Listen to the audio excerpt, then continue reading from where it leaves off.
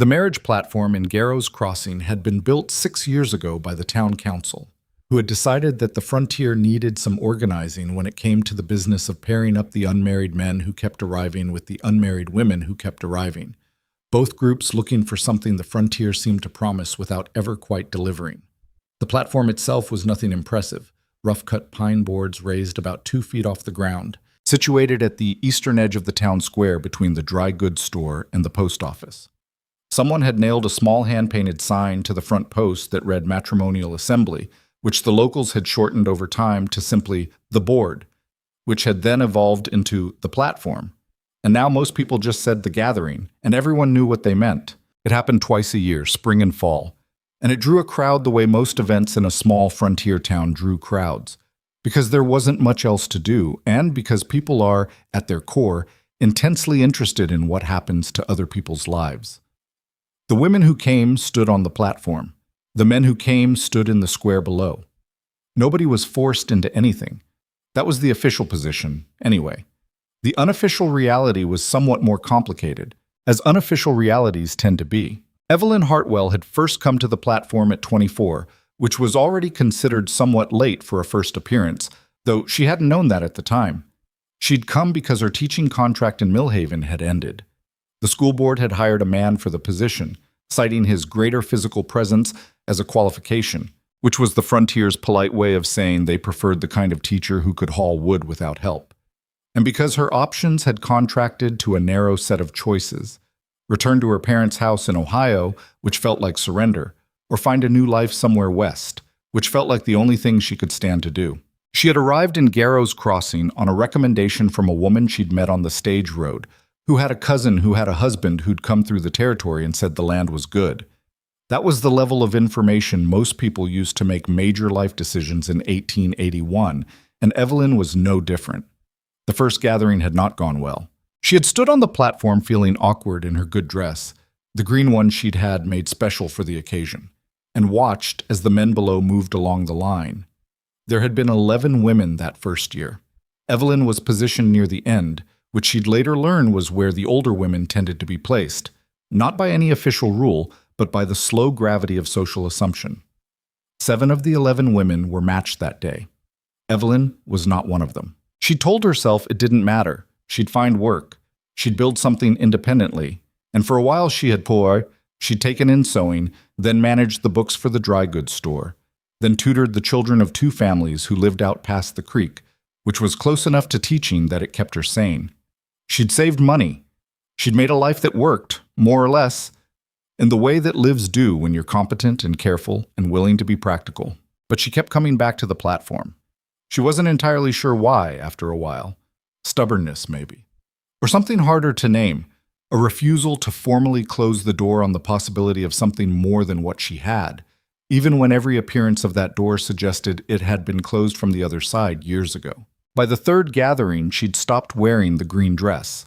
By the 5th, she'd stopped letting herself feel much of anything while she stood up there. By the 7th, she'd noticed that the younger women, the ones who'd arrived in recent years, 18 and 19 and 20, didn't even look at her anymore. Not dismissively.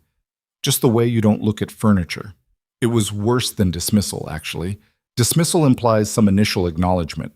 She was 40 minutes from leaving Garrow's Crossing forever when the 8th gathering began. The morning of the event was overcast, which suited Evelyn's mood in a way she found mildly appropriate. She had dressed simply. Her navy wool skirt, the white shirtwaist with the small buttons, her good boots that she'd polished twice the night before out of some old instinct toward dignity that she hadn't quite been able to suppress. She had her hair pinned back the way she always wore it, not because it was particularly flattering, she knew it wasn't, but because she found loose hair inconvenient, and she'd stopped organizing her appearance around other people's preferences somewhere around gathering number 4. She arrived at the square early. Old habit. She'd always been early to things. To school, to church when she used to go, to any commitment she'd made. Being late felt like an admission that your time mattered less than the events, and she'd never been willing to make that admission. There were 9 women this year. She recognized 4 of them from the boarding house where she'd been staying since the previous autumn, when the family she'd been tutoring for had moved on to California. The other 5 were new arrivals, and they had the look of women who'd come a long way with a specific kind of hope that hadn't yet been tested by reality. The youngest of the new arrivals was probably 19. She had red hair and a direct gaze and a way of standing that suggested she was used to being looked at and had made her peace with it. Her name was Clara, and Evelyn had spoken to her briefly at the boarding house 2 evenings ago, when Clara had asked to borrow a pen and they'd ended up talking for nearly an hour about what they'd both left behind. "You nervous?" Clara had asked her. "No," Evelyn had said, which was true, though she'd said it in a tone that Clara apparently recognized because she hadn't pressed. Now Clara stood 3 positions to Evelyn's left on the platform, and the morning light was doing exactly what you'd expect it to do with red hair. And Evelyn felt something that wasn't quite envy and wasn't quite sadness, but lived somewhere in that general neighborhood. The square began filling up. Men came in 1s and 2s and small groups, some she recognized as local, townspeople she'd seen over the past 8 years, ranchers and shopkeepers, and the occasional tradesmen who'd settled in the valley. There were a few unfamiliar faces, too, men who'd come in from the outer reaches of the territory for the gathering, as they did twice yearly. Reverend Tilson, who wasn't actually a reverend but had appointed himself master of ceremonies for these events 6 years ago, and nobody had ever formally objected, climbed up onto the low speaker's box beside the platform and cleared his throat in the way he always did, which Evelyn had privately thought for years was a sound that would drive a sensitive person to drink. "Gentlemen," Tilson began, with the particular kind of self-importance that small authority generates, "welcome to the Garrows Crossing Matrimonial Assembly, as is our tradition." Evelyn stopped listening.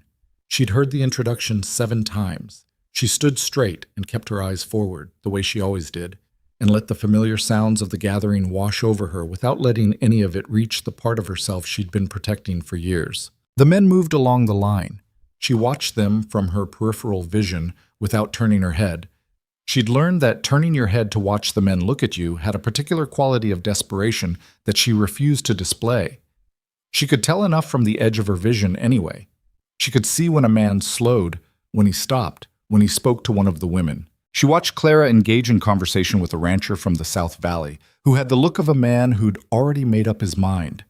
She watched a woman she knew as Margaret get approached by 2 men within the first quarter hour. The morning moved forward. The crowd on the ground shifted and murmured. The overcast sky stayed overcast, neither committing to rain nor breaking into sun. By 11 o'clock, 6 of the 9 women had been spoken to in some serious capacity. 2 had already stepped down from the platform, the first step toward actual courtship proceedings, which were never concluded at the gathering itself, but set in motion there. Evelyn stood in her position and breathed at a rate she kept deliberately even. There were 3 women left on the platform.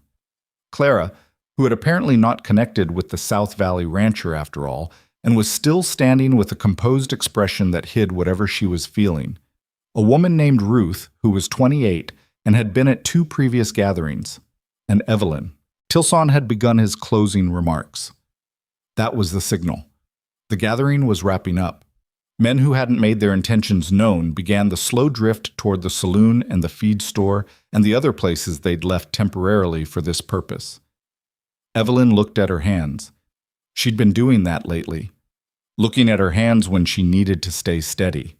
They were capable hands. They'd done a great deal over the years. That seemed worth noticing. She was thinking about the afternoon stage. She was thinking about Millhaven and her cousin Frances, and the small room Frances had offered that Evelyn had turned down 3 times already because accepting it felt like the specific kind of failure she hadn't been ready to name. She was thinking about none of this in a very active way, more the way thoughts move through you when you've made a decision and you're waiting for the moment when you'll stop being in the old situation and start being in the new one. She heard the horse before she saw the rider. Not because the horse was particularly loud, the square had plenty of horses, but because there was a change in the crowd's attention that Evelyn had learned over 32 years of watching people to recognize. A collective shift, the kind that happens when someone enters a room who changes the quality of the air. She looked up. The rider came in from the north side of the square, and he was not moving fast. He was moving the way men move when they know they don't need to hurry, when their presence itself is enough. The horse was a dark bay, well-built, dusty from road travel. The man was somewhere in his early 40s, Evelyn thought, broad through the shoulders, wearing a coat that had seen real use. He sat a horse the way men do when riding is as natural to them as walking. He had a hat pulled down against the gray morning, and he hadn't shaved recently, and he looked like a person who had a great many things on his mind that had nothing to do with this gathering.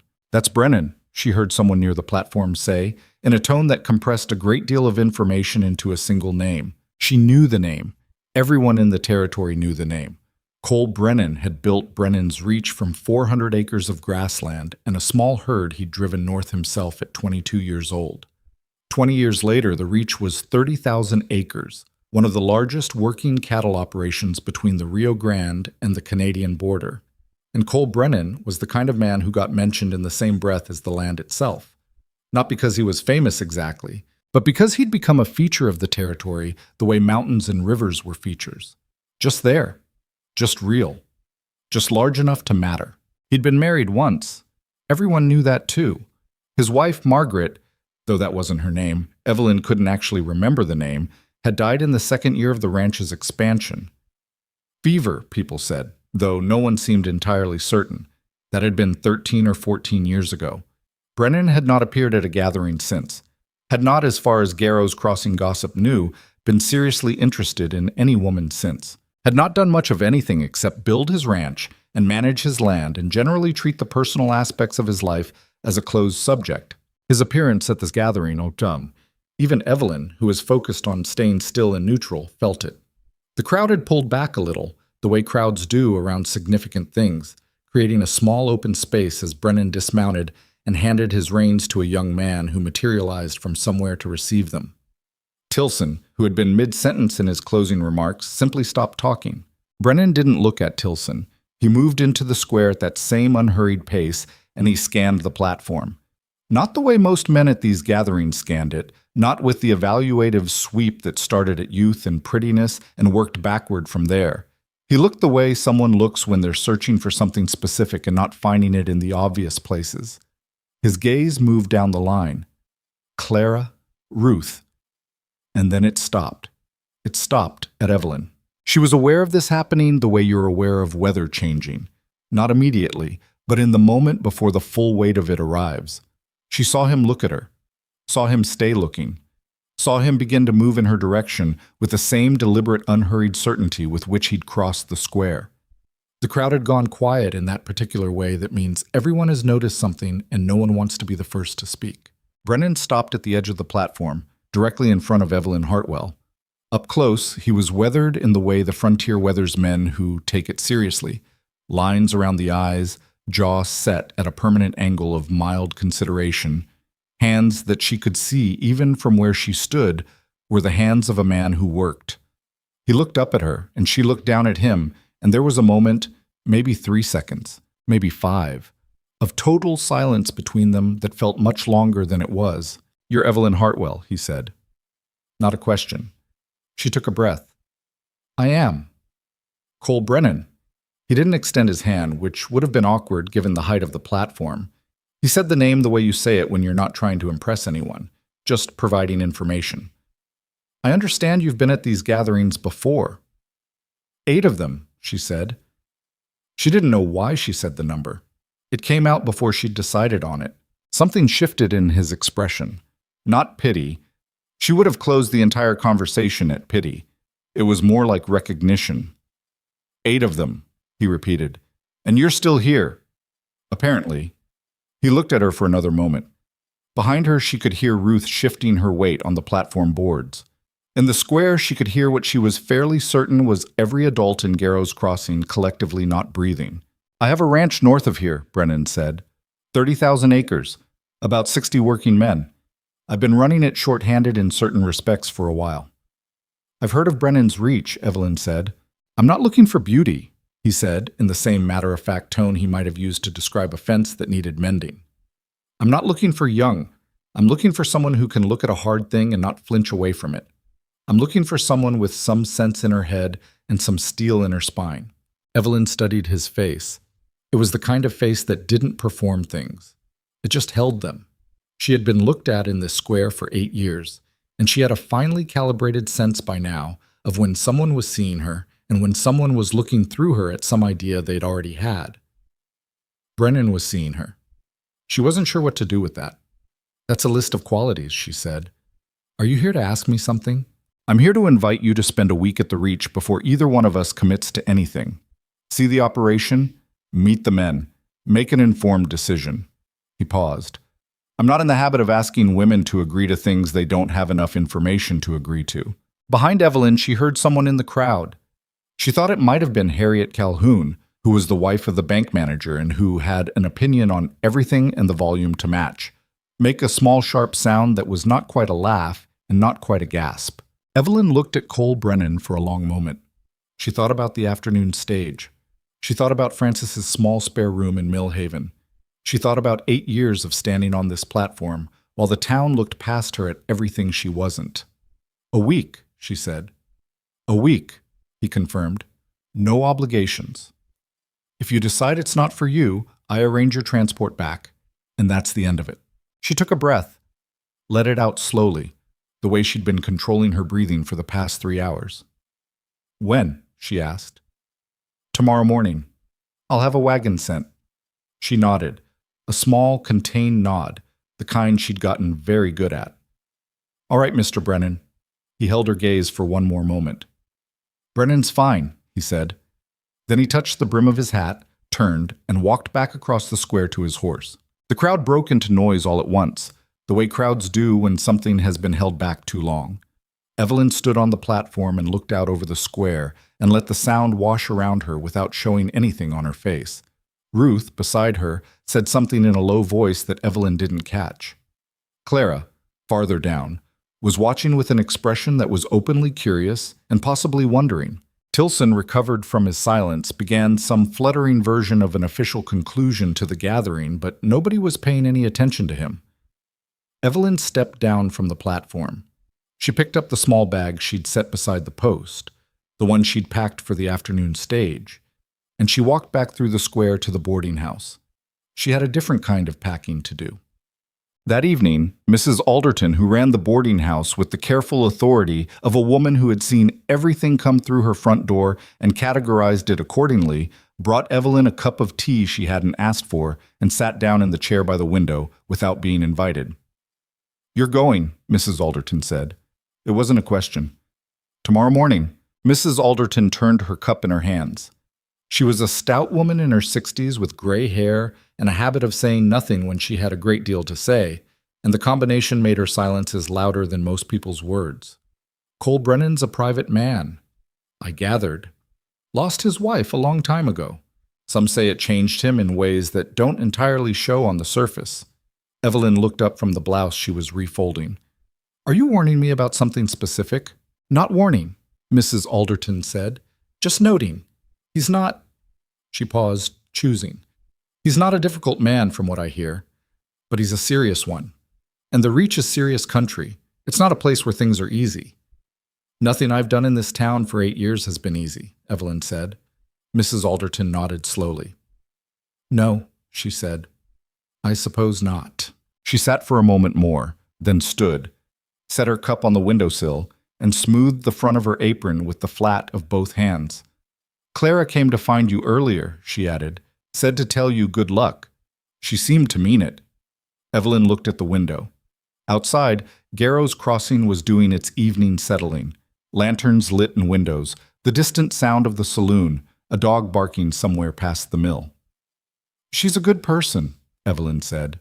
"She is," Mrs. Alderton agreed. "More sense than most of them." She moved toward the door, then stopped with one hand on the frame. "For what it's worth, Miss Hartwell, and I know my worth isn't what people pay attention to in this town, I don't think he looked at you by accident." Evelyn said nothing. Mrs. Alderton left. The room settled into its familiar evening quiet. She sat on the edge of her bed for a while and looked at her packed bag, which was the same bag she'd packed for the afternoon stage, but different now in its purpose. A week, Brennan had said. No obligations. An informed decision. She had made a career out of informed decisions. Practical choices, careful calculations. The slow work of building something sustainable from the materials available. She was good at that. She had always been good at that. What she was less practiced at was stepping into something with no clear map, something where the outcome was genuinely uncertain and the risk wasn't just inconvenience or disappointment, but something larger, the last piece of hope she hadn't yet spent. She thought about what he'd said. Not looking for beauty, not looking for young, looking for someone who could look at a hard thing and not flinch. She had been looking at hard things without flinching for 32 years. She had just never had anyone notice it before. She turned down her lamp and lay on top of the blankets in her clothes and looked at the ceiling for a long time before she finally slept. The wagon came at 7 in the morning as promised, a good solid ranch wagon driven by a young man named Pete who had an open face and a manner of very deliberate politeness that suggested someone had coached him before sending him into town. He loaded her bag and handed her up to the seat with care that was slightly ceremonial and then climbed up himself and clicked the team forward without any particular ceremony. They rode north for 2 hours. The country opened up as they left the valley around Garrow's Crossing and moved into the wider grassland, and even in the overcast morning light, Evelyn could see why land like this had attracted a man with Brennan's kind of ambition. It rolled gently, the way good grazing country rolls, neither flat enough to be boring nor varied enough to be impractical. The grass was winter-brown still, but thick, the kind of coverage that meant deep roots and reliable return in spring. Pete drove without much talking, which Evelyn appreciated. She used the 2 hours to look at the country and gather her thoughts, and resist the temptation to rehearse conversations that hadn't happened yet. When Brennan's Reach came into view, she sat up slightly, not because she was surprised by its scale. She'd been told the ranch was large and she'd believed it, but because there's a difference between knowing a number and seeing the physical expression of what that number means. The main compound sat in a broad, shallow valley, and it was a working place in every way she could see. The main house and several outbuildings, a large barn, what looked like a bunkhouse and a cookhouse, and several structures whose functions she couldn't immediately determine. There were men working in various areas of the yard, horses in the adjacent corral, and the general organized activity of an operation that ran at a consistent pace. "Here we are," Pete said, which seemed to him sufficient description. Cole Brennan was standing in front of the main house when they drove in. He was in working clothes, the coat from yesterday replaced by a canvas jacket, the same hat. He'd shaved, which was a minor detail that Evelyn noticed without meaning to. He held a cup of coffee and watched the wagon come in without moving toward it, which she thought was either confident or indifferent, and she wasn't sure yet which. He helped her down from the wagon himself when it stopped, and she felt for the first time the specific quality of his attention, focused, not invasive, the kind of attention that registers what's actually there rather than what it's looking for. "Good ride up?" he asked. "Quiet," she said. "I liked it." Something in his expression shifted slightly. Approval, maybe, or reassessment. She couldn't tell yet. "I'll give you the tour when you're settled," he said. "Pete can take your bag in." He looked at her directly. "I want you to see the actual operation, not the version people clean up for company." "Good," Evelyn said. "I'm not interested in the cleaned-up version." He nodded once, as if that settled something, and turned toward the house. She followed him, carrying herself the way she always did. Straight-backed, unhurried, with the particular composure of a woman who had spent years learning to occupy space without apologizing for it. The house was large by frontier standards and almost entirely without decoration, which was either a reflection of a man who didn't have time for it or a man who didn't see the point. The main room had a stone fireplace that was doing serious work against the morning cold, a table that could seat 8, a few chairs that had clearly been chosen for use rather than appearance.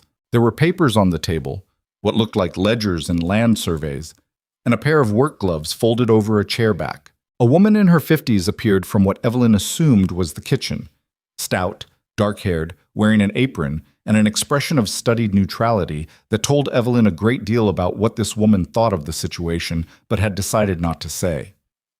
"This is Hattie," Brennan said. "She manages the house." "Ma'am," Hattie said, which was the most complete neutrality Evelyn had ever heard packed into a single word of address. "Nice to meet you," Evelyn said, and held Hattie's gaze steadily for a moment because she thought it was important not to look away first. Hattie's expression shifted. Maybe 2 degrees towards something that wasn't quite warmth but was at least acknowledgement. She showed Evelyn to the guest room, which was small and clean and cold, in the specific way of rooms that aren't heated except when someone's expected, and left her to settle her bag. Evelyn sat on the edge of the guest bed. She could hear the sounds of the ranch outside. Men's voices, horses, the distant work of something mechanical she couldn't identify. The sounds were purposeful. Everything here seemed purposeful. She unpacked her bag with care, hung her second dress from the peg on the wall, set her brush and her small mirror on the stand, changed her traveling clothes for something more practical. Then she stood at the small window and looked out at the yard below, at the men moving between buildings, at the wide expanse of brown grassland beyond the compound fence, at the gray sky pressing down on all of it. 8 gatherings, she thought. 8 times she'd waited to be seen. She was 32 years old and had never been to a ranch larger than the Alderton farm outside of town, and she was looking at 30,000 acres that might, if a sequence of unlikely things continued to unfold, become something to do with her. She breathed. Then she straightened her collar, checked her hair in the small mirror, and went back downstairs to find out what she'd agreed to spend a week learning. So, the tour took most of the first day. Brennan was a different person on the ranch than he'd been in the town square. Not warmer exactly, but more in his element, and the difference showed in the way he moved and spoke. He walked her through the operation with the efficiency of a man who thought clearly about complex things and had no interest in dumbing it down. He explained the cattle management by section, the winter feeding strategy, the water rights issues that were the current subject of territorial negotiation. He introduced her to the men they encountered with the same directness he'd shown in town. "This is Miss Hartwell. She's here for the week." Some of the men responded with something like respect. Some responded with something like skepticism, expressed through the narrowing of eyes and the slight pulling back that people do when they've decided not to say what they're actually thinking. A man named Garrett, who appeared to be the foreman, mid-40s, sun-beaten face, the permanent squint of someone who'd spent decades looking into the distance at approaching things, shook her hand with a formality that was its own kind of statement. "Ma'am," he said, and looked at Brennan with an expression that said privately, "We'll see," and then went back to his work. Evelyn filed that away. She filed a lot of things away in that first day. What she noticed most wasn't the scale of the operation, though the scale was genuinely impressive. What she noticed was the quality of the organization. She'd managed accounts for a business, had run a classroom, had done the kind of careful, detailed work that reveals systems to you when you pay attention, and what she saw at Brennan's Reach was a ranch that was run with intelligence. The systems made sense, the men knew their roles, the resources were managed without waste. It was the kind of operation that takes not just money and land, but sustained, careful thinking to build. She said as much near the end of the afternoon, when they were standing at the edge of the south pasture, watching a small group of cattle work their way toward the water trough. "You run this efficiently," she said. "The accounting is—" She paused, because she'd only seen pieces of the ledgers from across the table. "I'd guess your records are detailed." Brennan looked at her sideways. "You noticed the ledgers. I managed accounts for 6 years. It's hard not to look at a set of books without reading what the organization is." He was quiet for a moment, in the way she was beginning to recognize as his actual thinking, not the performed consideration people show when they want you to see them thinking, but real processing of new information. "The records are detailed," he said. "Garrett handles most of it now. There are gaps that cost me." "What kind of gaps?" "Planning gaps, mostly. The operation runs, but running and optimizing aren't the same thing." He said it without self-pity. Just fact. "I'm good at the land. I'm good at cattle and men. I am not particularly good at the kind of thinking that happens at a desk with a systematic plan." Evelyn looked out at the pasture. The overcast sky had stayed all day, and the light was beginning to go, and the cattle were dark shapes against the dead grass. "That's an honest assessment," she said. "I find dishonest assessments are a waste of time," he said, "particularly in situations like this one." She turned and looked at him. He was looking at the cattle, his jaw at that same angle of steady consideration. "What exactly is this situation?" she asked. "In your honest assessment." He was quiet again. Longer this time. When he spoke, his voice had the careful quality of a man who doesn't use words without meaning them. "I've been running this place alone for a long time," he said. "It works, but I've started to see the parts of it that don't work, and I think some of those parts are about not the land, not the cattle, the other parts. He didn't explain further, and she didn't push, but she thought she understood what he meant, or the shape of what he meant anyway. They walked back toward the compound in the gathering dusk, and Evelyn thought about the 8 years she'd spent in Garrow's Crossing building a life that worked but didn't work entirely. And she thought about gaps, the kind that you could map in a ledger or in a life, and the kind that were harder to name. Hattie had dinner on the table when they came in, and the hired hand Evelyn had met briefly that morning, a young man named Tom, who was apparently assigned to various odd tasks, ate at the far end of the table in a studied silence that suggested he'd been positioned there deliberately so as not to be in the way. Brennan sat at the head of the table and passed the food without ceremony and ate without performing conviviality, and Evelyn sat across from the empty chair and ate her dinner and said very little, which was more comfortable than it should have been. "You asked good questions today," Brennan said, near the end of the meal. She looked up. "I have more." "Good," he said. "We've got a week." She went to bed that night in the cold guest room and lay in the dark and listened to the sounds of the ranch settling into its nighttime quiet. Outside the window, the wind was picking up. Somewhere in the distance, an animal, coyote, probably, called once and then went silent. She stared at the ceiling. She thought about the 7 things she'd noticed that day that she wanted to ask about. She organized them by order of importance. She made, in the way she always made plans, a quiet, efficient accounting of the situation. What she knew, what she didn't know, what she needed to know, and what any of it might mean. Then she thought about the moment in the square when Cole Brennan had stopped in front of her. Not in front of Clara, not in front of Ruth, but in front of her.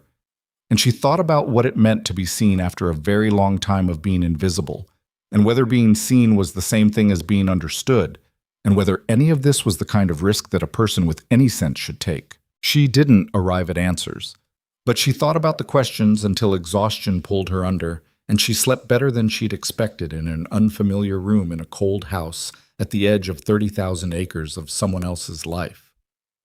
The week moved with the rhythm of the ranch, which was unrelenting in the particular way that working land is unrelenting. Not cruel, just indifferent to anything that isn't the work itself. Evelyn had never been afraid of work, but she'd done most of her work in rooms, with books and accounts and children, and ranch work had a different texture. It was physical and large, and it happened in all weathers, and the scale of it, the sheer spatial scale, was something she had to keep reminding herself was real. She asked her 7 questions, and then had more questions from the answers, and Brennan answered all of them with the same matter-of-fact precision she was coming to recognize as his default mode. He didn't soften things. He didn't make the difficult parts of ranch life sound manageable when they weren't. When she asked about the water rights dispute, which was, she'd gathered from the ledger she'd been given access to on day 2, a potentially serious financial issue, he laid out the situation without minimizing it. "There's a rancher named Weston who's claiming rights to a stretch of Elk Creek that my deed says is mine," Brennan said.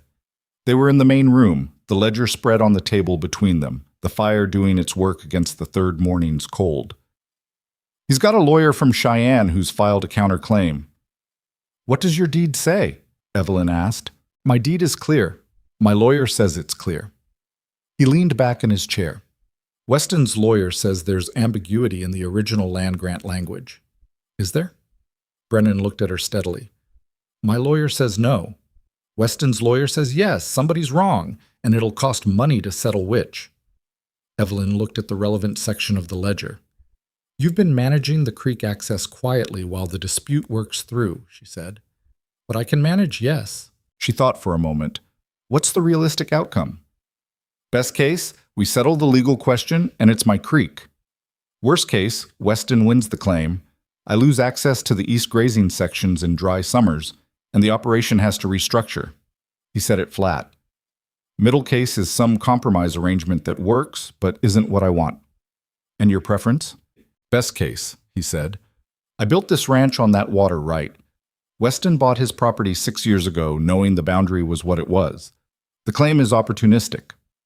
Evelyn nodded slowly. She'd seen opportunistic claims before, in the school board decisions that had cost her teaching position, and the quiet maneuvering of small-town economics. She recognized the pattern. "You'll win," she said, "if your deed is what you say it is, and the original land grant is what your lawyer says it is." Brennan looked at her with an expression that was the closest thing to surprise she'd seen on him. That's confident. Clear documentation wins, she said. I've watched unclear documentation lose, and I know the difference. What you've shown me in these records is clear. He was quiet for a moment. Then, you read legal documents? I taught myself the basics when the school board in Millhaven used procedural language to dismiss me improperly, she said. It came out matter of fact because it was, to her, a matter of fact. Something that had happened. Something she'd responded to and moved on from. They were technically wrong. I didn't have the resources to contest it. I learned enough to know when something is technically wrong, so I'd recognize it next time. Brennan looked at her for a long moment. Did you contest it? No, she said. I needed to eat. Something shifted in his face. Not pity. She was watching for pity, and it wasn't pity. It was assessment, maybe. The kind that comes from hearing something real and adjusting your understanding accordingly. There's a notary in Garrow's Crossing, he said. Name of Bernard. He's been sitting on some original land documents that I need properly registered. It's been on the list. He paused. I never prioritized it because I assumed the deed was enough. Register the original documents, Evelyn said. Whatever it costs. Clear documentation wins. Brennan looked at the table. Then he said, yes, in a tone that suggested he'd already known this and had needed someone to say it plainly before he'd act on it. She sat back and looked out the window at the yard where Garrett was crossing toward the barn with the deliberate walk of a man with somewhere to be. The morning was clearer than the previous days. The gray had thinned to a high pale blue, and the sun was weak but present, and it made the frost on the fence posts catch the light. You're not what I expected, Brennan said. She looked at him. What did you expect?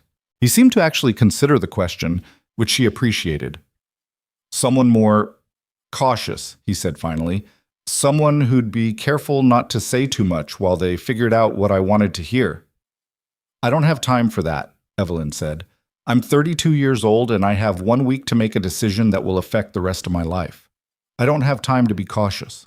Brennan looked at her with that focused attention she'd been cataloging all week, the kind that didn't drift, didn't perform, just stayed present and real. No, he said. I don't suppose you do.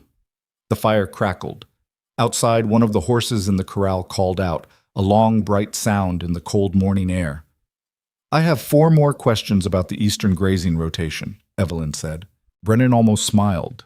It was a minor thing, a slight shift at the corner of his mouth that a person not paying close attention would have missed.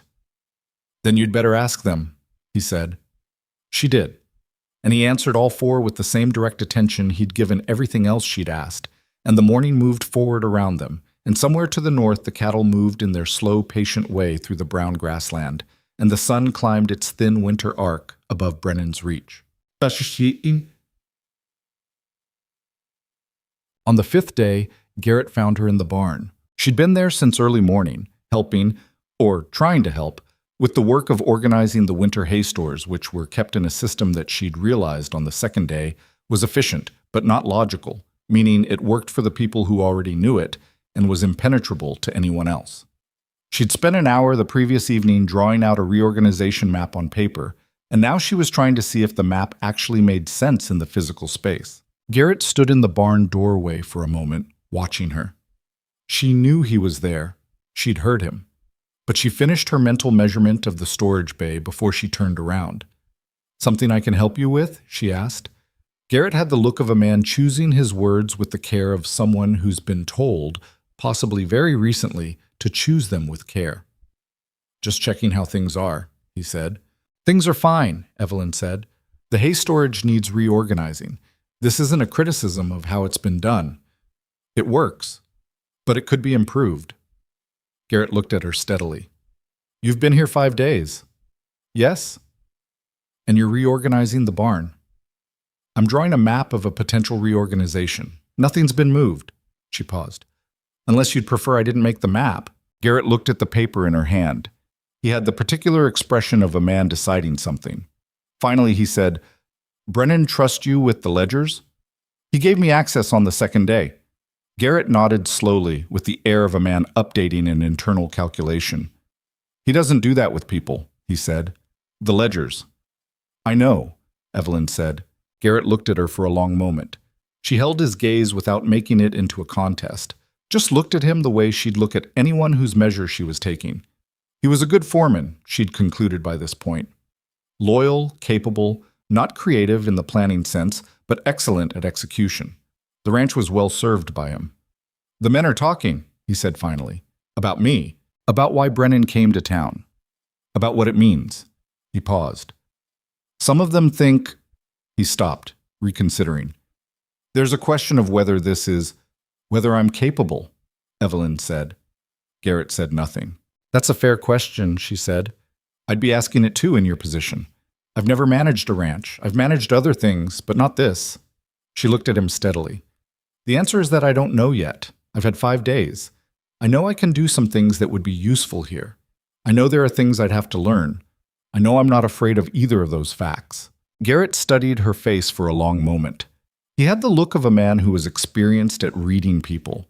At the ranch, you couldn't survive long without that skill, and Evelyn let him read her without performing anything. "The men'll come around," he said after a moment. "They always follow Brennan's lead when it comes down to it, and he doesn't pick wrong." "He might," Evelyn said. Garrett raised an eyebrow. "He might pick wrong," she said. "He's been right about the ranch, but this is different. He picked based on 30 minutes in a town square and nothing else. That's thin information." She paused. "Which is why I'm here. Which is why the week matters." Garrett looked at her for another moment. Then he did a small thing. He nodded. Not a large nod, not a generous nod, just the minimal acknowledgement of a man who's found something he was looking for. "Yes, ma'am," he said, and left. Evelyn turned back to her map. She made 3 corrections to it based on what she'd learned in the last hour of standing in the physical space. Then she folded it and set it on the feed ledge and started doing the actual work of sorting the hay. She worked until the noon meal, and her hands ached and her back ached, and she was covered in dust and chaff and smelled considerably worse than she'd smelled when she woke up that morning, and she felt, for the first time in a very long time, something like useful. Not pretty, not charming, not grateful, not apologetic, useful. It was better than most things she'd felt in 8 years. On the 6th evening, she and Brennan sat on opposite sides of the main room after dinner.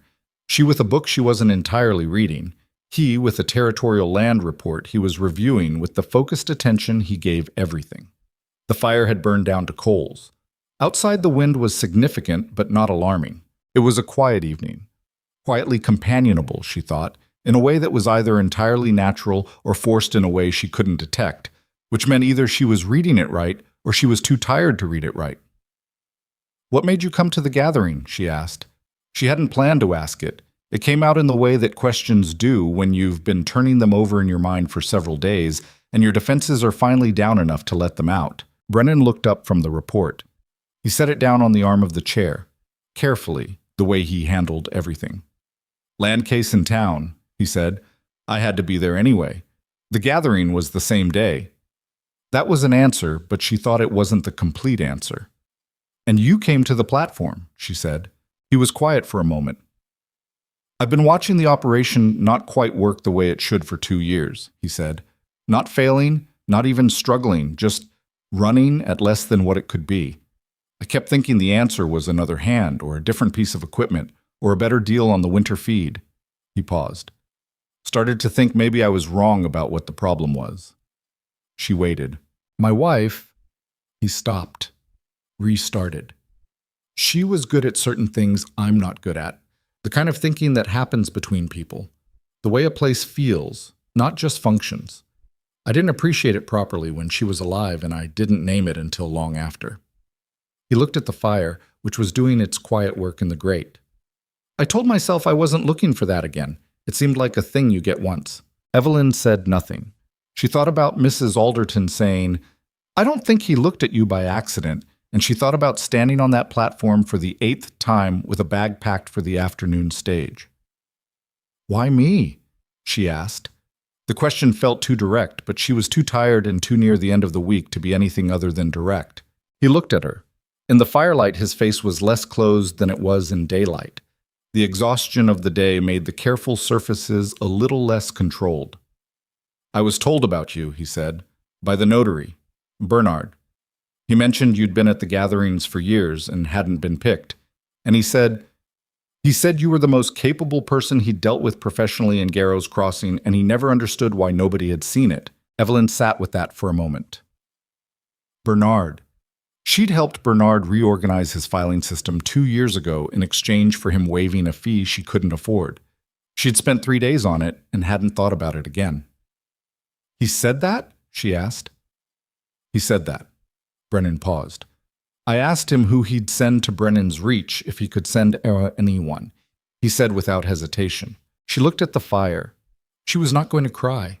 She was 32 years old and she had not cried in a public-facing space since she was 24, and she wasn't going to start now, not in this room, not over a notary saying something kind to a rancher who then came and stood in front of her.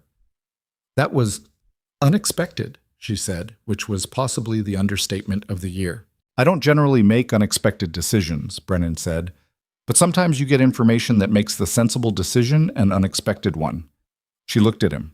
He was looking at the fire, his jaw at that permanent angle of consideration, his hands resting quietly on the chair arms, the territorial land report sitting where he'd set it down. He wasn't a comfortable man, she thought. He wasn't easy or warm or charming in any of the ways that made men easy to be around. He was dense with himself, with his own thoughts and history and way of being, in a way that would either be suffocating or steadying depending on the person and the circumstances. She thought it might, for her, be steadying. She didn't say that. She picked up her book. "You should finish the report," she said. "I want to hear what it says about the Eastern Water Table." He picked up the report, and they sat on either side of the dying fire while the wind moved across the dark range outside, and neither of them said much more. And the evening finished itself in a quiet that was not empty. The 7th morning at Brennan's Reach arrived the way most mornings had that week, cold, with a sky that couldn't quite decide what it wanted to do. Evelyn was up before Hattie had the kitchen going, which she suspected the older woman noted and cataloged without comment.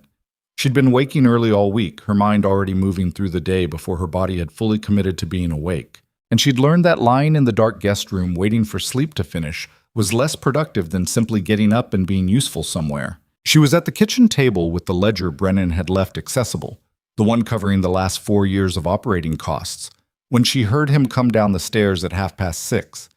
He stopped in the kitchen doorway and looked at her, and she looked up at him, and neither of them said anything for a moment because there wasn't yet anything that needed saying. He poured himself coffee from the pot she'd already set on and sat down across the table. He didn't ask what she was looking at. He pulled the ledger toward him briefly, noted the page, and pushed it back. "The winter feed costs in year 3, Evelyn said. They're 30% higher than year 2, and then they drop back in year 4. That's not weather." "Supplier changed," Brennan said. "New man tried to price gouge during the dry spell. Garrett found a better arrangement by spring." "Garrett found it or you found it?" Brennan considered. "Garrett brought me 3 options. I chose." "That's a good system," she said. He drank his coffee. She went back to the ledger. Hattie arrived 20 minutes later, took in the scene at the kitchen table without blinking, and began breakfast preparation with the efficient silence of a woman who had decided that whatever was happening here was not her business. The morning moved forward. By the time Garrett arrived for the daily brief, a ritual Evelyn had observed all week, the foreman coming to the main house before the general workday to discuss the plan. She had worked through the feed cost anomaly and 2 other items she'd flagged. Brennan went through the day's assignments with Garrett in their usual manner, which was economical and mutually understood, the shorthand of men who'd worked together long enough that half the conversation happened in the pauses between words. When Garrett left, Brennan looked at her. "You should ride out to the north sections today," he said. "You've seen the south operation. The north is different country." She'd ridden enough years ago, in Millhaven. She'd kept a horse for 3 years before selling it when the expenses became impractical. But ranch riding was different from the kind she'd done. The horses here were working animals with opinions about who was on their back. She'd ridden out twice during the week and had managed, though not elegantly. "All right," she said. "I'll go with you," he said, in a tone that made it clear this wasn't an offer, but a plan he'd already made. They rode north for an hour, out past the permanent water tank, and the winter pasture and into country that was wilder than what she'd seen, less managed, more as the land had been before anyone had put a fence through it. The grass here was long and uneven, with draws and small rocky outcroppings breaking the otherwise open terrain. She could see for what felt like miles in every direction, the winter-brown land spreading to ridgelines that she couldn't have named. "This is the section Weston's claiming to have access through," Brennan said. They'd stopped their horses on a small rise, looking down at a line of bare willows that marked Elk Creek below. "His property is about 2 miles east. He says his deed gives him water rights, which would mean crossing my land." Evelyn looked at the creek and then at the surrounding terrain. "Where would he cross?" "There's a natural ford about a mile south. Good low water crossing." Brennan's jaw tightened almost imperceptibly. "He's been using it. Without permission. Without asking." She looked at him. "That's trespass." "His lawyer says it's access rights. My lawyer says it's trespass." He said it the way he said all the difficult things. Flat, no heat in it, but with something underneath that suggested heat had been considered and set aside deliberately. "Have you spoken to Weston directly?" "Once. Early in the dispute." Brennan was quiet for a moment. He's a man who's decided what he's owed. That kind of conversation doesn't go anywhere useful. Evelyn looked at the creek and thought about the kind of man who decides what he's owed and builds a legal argument around his own conviction. She'd met a version of that man on a school board in Millhaven and had learned something about how that kind of certainty operates. It wasn't about the facts of the case, mostly. It was about the feeling of entitlement looking for legal language to dress itself in. "The original land grant documents," she said. "Bernard has them?" "Copies. The originals are at the Territorial Land Office in Cheyenne." "Then someone should go to Cheyenne," she said. Brennan looked at her. "That's been on my list." "Things on lists don't go to Cheyenne," she said. "People go to Cheyenne." He looked at her for a moment, and again there was that almost shift at the corner of his mouth. The minor things she'd started cataloging because it was the closest he got to anything that resembled lightness. "No," he said. "They don't." They rode back in a silence that had become, over the week, comfortable, in the way silences between two people become comfortable when neither person feels the need to fill the air with sound just to manage the other's discomfort.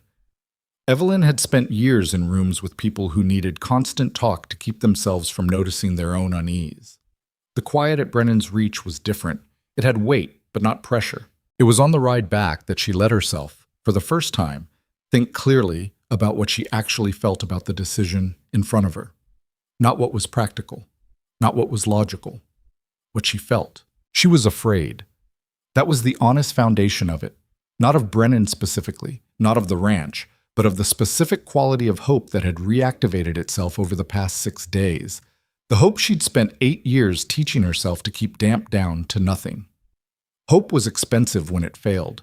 She knew the exact cost of it, had paid it 8 times over in the currency of public invisibility, and the idea of paying it again, at this scale, with this much of herself committed, was genuinely frightening in a way she respected enough to admit to herself privately. But she was also not the person she'd been at the first gathering, at 24, arriving with the untested optimism of someone who hadn't yet learned how the world actually worked.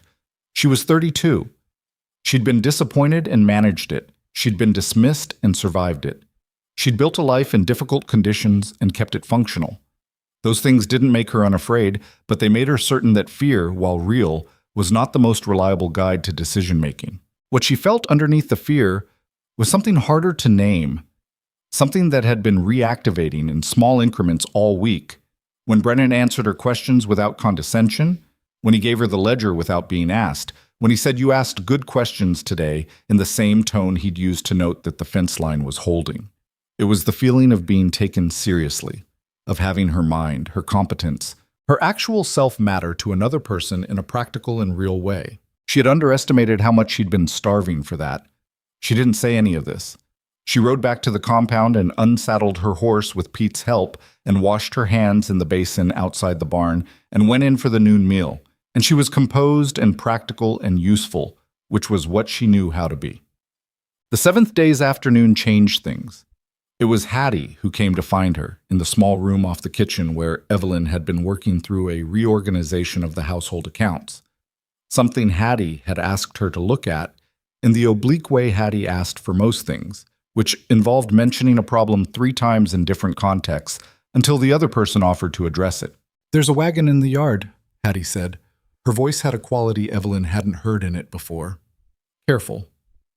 "The Calhoun party." Evelyn looked up from the ledger. "Harriet Calhoun?" "And her husband, and 2 of the Mercer girls." Hattie was folding and unfolding a dishcloth in a way that suggested she was not as calm as her face was trying to indicate. "Brennan's speaking to them now." Evelyn set down the pencil. She'd known, of course she'd known, she'd been in Garrow's Crossing long enough to understand how it worked. That word of what had happened at the gathering would have moved through town faster than the weather. She'd known that there would be opinions. She'd just hoped, in a small, soft, foolish way that she was now embarrassed by, that those opinions would remain in town while she was here. She stood, smoothed her skirt, and went to the front of the house. Brennan was in the yard, which was where the Calhoun wagon had stopped. Douglas Calhoun was down from the wagon, a broad man in his 50s with the careful dress of a man who wanted you to notice his prosperity. And beside him stood Harriet, who was wearing her good coat and an expression of social concern that Evelyn had seen on her face many times before and which bore roughly the same relationship to genuine concern as a hat bears to a head. On top of it, shaped around it, but not the actual thing. The 2 Mercer girls, daughters of the territory's land assessor, were still on the wagon. They were in their early 20s and wore the look of people who'd been brought along to witness something and weren't sure yet whether it was going to be interesting or merely awkward. Evelyn came out the front door and stood on the porch. Brennan glanced at her, one quick, steady look, and then returned his attention to Calhoun. "As I said," Calhoun was saying in the particular tone of a man who believed his social position was a form of authority, "we were simply concerned, given the unusual nature of the situation. Miss Hartwell has been, well, a fixture in town for some years, and we wanted to ensure that—" "That what?" Brennan said. Calhoun's momentum stalled slightly at the directness of the question. "That she's—" He glanced at Harriet, who stepped slightly forward. "Cole," Harriet said, in the warm, managed tone she used when she was doing social surgery, "we're simply here as friends, as people who care about the community. It's somewhat unexpected, the whole arrangement. There are questions." "What questions?" Brennan said. He wasn't being aggressive, Evelyn thought from the porch. He was being exactly as direct as he always was, which in this context had the same effect as aggression without any of the effort. Harriet Calhoun was accustomed to conversations that moved through layers of social assumption before arriving at anything real, and Brennan's refusal to participate in those layers was clearly registering as something between rudeness and incomprehension. "Well," Harriet said and smoothed the front of her coat, "one does wonder about suitability. You're a man of considerable standing, Cole. The Reach has a reputation. One wants to be sure that Evelyn is suitable for my ranch," Brennan said. Still flat, still factual. Harriet smiled in a way that didn't reach much past her teeth. "We're thinking of your reputation." Or Evelyn had been standing on the porch through this exchange, and she had felt, in the first 30 seconds of it, the familiar tight sensation in her chest that she'd spent years managing, the feeling of being discussed, assessed, found wanting in public, by people whose opinions had always traveled faster and louder than anything she'd done or said or been. She knew that feeling in the way you know a recurring physical pain, intimately, predictably, with the weariness of long acquaintance. She came down the porch steps. "Mrs. Calhoun," she said. Her voice was even. She'd made sure of that on the way down the steps. Harriet turned to her with an expression of exaggerated warmth that Evelyn recognized as the social equivalent of a drawn weapon. "Evelyn, dear, we were just—" "I heard," Evelyn said, "you were thinking of Mr. Brennan's reputation." "Well, naturally." "Naturally," Evelyn agreed. She stopped at the bottom of the steps, which put her at the same level as the ground where the Calhouns stood. She did not look at Brennan. She looked at Harriet Calhoun with the steady attention she used to give students who were testing whether she'd let something pass. "I appreciate the concern. It's very kind of you to drive all the way out here to share it." Harriet recognized the tone. Even she was too experienced not to recognize it. But she was committed now, and committed people rarely back down gracefully. "We're only saying that a man in Cole's position is capable of making his own decisions," Evelyn said. which is, I believe, what he's doing. Calhoun stepped in, with the practiced mediation of a man who'd watched his wife navigate social territory for 30 years and had developed the skills to redirect when necessary. Nobody's questioning anybody's decisions, Miss Hartwell. We're simply noting as community members. Community members, Evelyn said. Yes. She looked at him steadily. Do you know, Mr. Calhoun, I've lived in Garrow's Crossing for 8 years. I've managed the accounts at your bank 3 times when your regular bookkeeper was ill. I tutored your son in mathematics the winter he was struggling, and you couldn't find anyone else willing to make the ride out to your property. She paused. I'm curious what aspect of my suitability you'd like to discuss. Calhoun had the grace to look slightly uncomfortable. Harriet, who was not Grace's cousin by any stretch, held her ground. It's simply unusual, she said with the finality of a woman who has decided that unusual is unanswerable. A woman of your circumstances, of my age, Evelyn said. I didn't say that. You meant it, Evelyn said. Not hard, not cruel, just precise, the way she was precise about everything. And you're not wrong that I'm 32 and unmarried and have been at 8 gatherings. Those are facts. What you'd like them to mean is that I'm somehow less than what Mr. Brennan deserves. She kept her voice even. I disagree with that interpretation. You're welcome to yours. There was a silence. One of the Mercer girls on the wagon said nothing, but shifted in a way that suggested she'd found the last 30 seconds unexpectedly interesting. Brennan, who had said nothing since the conversation turned, said now, in the same tone he used for everything. Douglas, Harriet, I appreciate you making the trip. It's a long drive. Which was, Evelyn thought, a dismissal so polite as to be almost surgical. Calhoun took it. He was a practical man, under the social performance, and practical men knew when a room had stopped moving in their direction. Of course, he said, just being neighborly. He climbed back up to the wagon. Harriet held Evelyn's gaze for one more moment, a complex look, something in it that was almost respect beneath the disapproval, or possibly Evelyn was reading too much into it, and then turned and allowed her husband to help her up. The wagon pulled out of the yard. Brennan watched it go. He didn't say anything for a moment. Neither did Evelyn. Then he looked at her. You didn't have to do that. No, she agreed, but it was accurate. He looked at her for a long moment. How many times has she done that to you in town? Evelyn thought about it honestly. In various forms? Too many to count. Something moved across his face, not quite anger, but close to it in the way that very contained people express things that would be anger in someone less careful. He looked back in the direction the wagon had gone, and his jaw was doing the particular thing it did when he was working through something he'd decided not to say out loud. Come inside, he said. Hattie'll have coffee. She followed him in. Hattie was in the kitchen looking at nothing in particular, which meant she'd heard everything and was very pointedly not commenting on it. She set 2 cups on the table without being asked and took herself to the far end of the kitchen to be busy with something. Brennan sat down. Evelyn sat across from him. The coffee was hot, and it was something to do with her hands, which were steadier than she'd expected them to be. They'll talk, Brennan said. When we go back to town. They're already talking, she said. They were talking the moment you stopped in front of me at the gathering. Does that bother you? She held the cup in both hands and looked at the steam coming off it. It used to bother me more than it does now, she said. 8 years of being the subject of that kind of talk does one of 2 things. It either grinds you down until you can't function, or it eventually loses its ability to surprise you. She looked up. I suppose I ended up in the second category. Brennan nodded. He was looking at his own cup.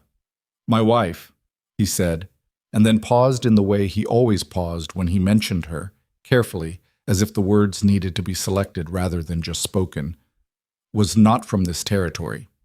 She came from Virginia, good family, people said. He turned the cup in his hands. When she married me, there were people who said she was too refined for frontier life, too educated, too unsuitable in the other direction. A short pause. Those same people said she didn't last because she was too soft for hard country. Evelyn was very still. Was she? No, Brennan said. She was sick. There's a difference between not surviving something and not being strong enough for it. People prefer the story that implies it was a matter of character because that makes them feel safer. If she was soft, and that's why she died, then they, being stronger, are protected. Palagsainam. He said it without bitterness, with the flat clarity of a man who's had a long time to arrive at what something actually was. She was not soft. She had fewer months on this ranch than she should have had, and she used all of them well. Evelyn looked at him. "I'm sorry," she said, because it was true, and because it was the right thing to say, and because all the other things she might have said felt insufficient. He nodded once.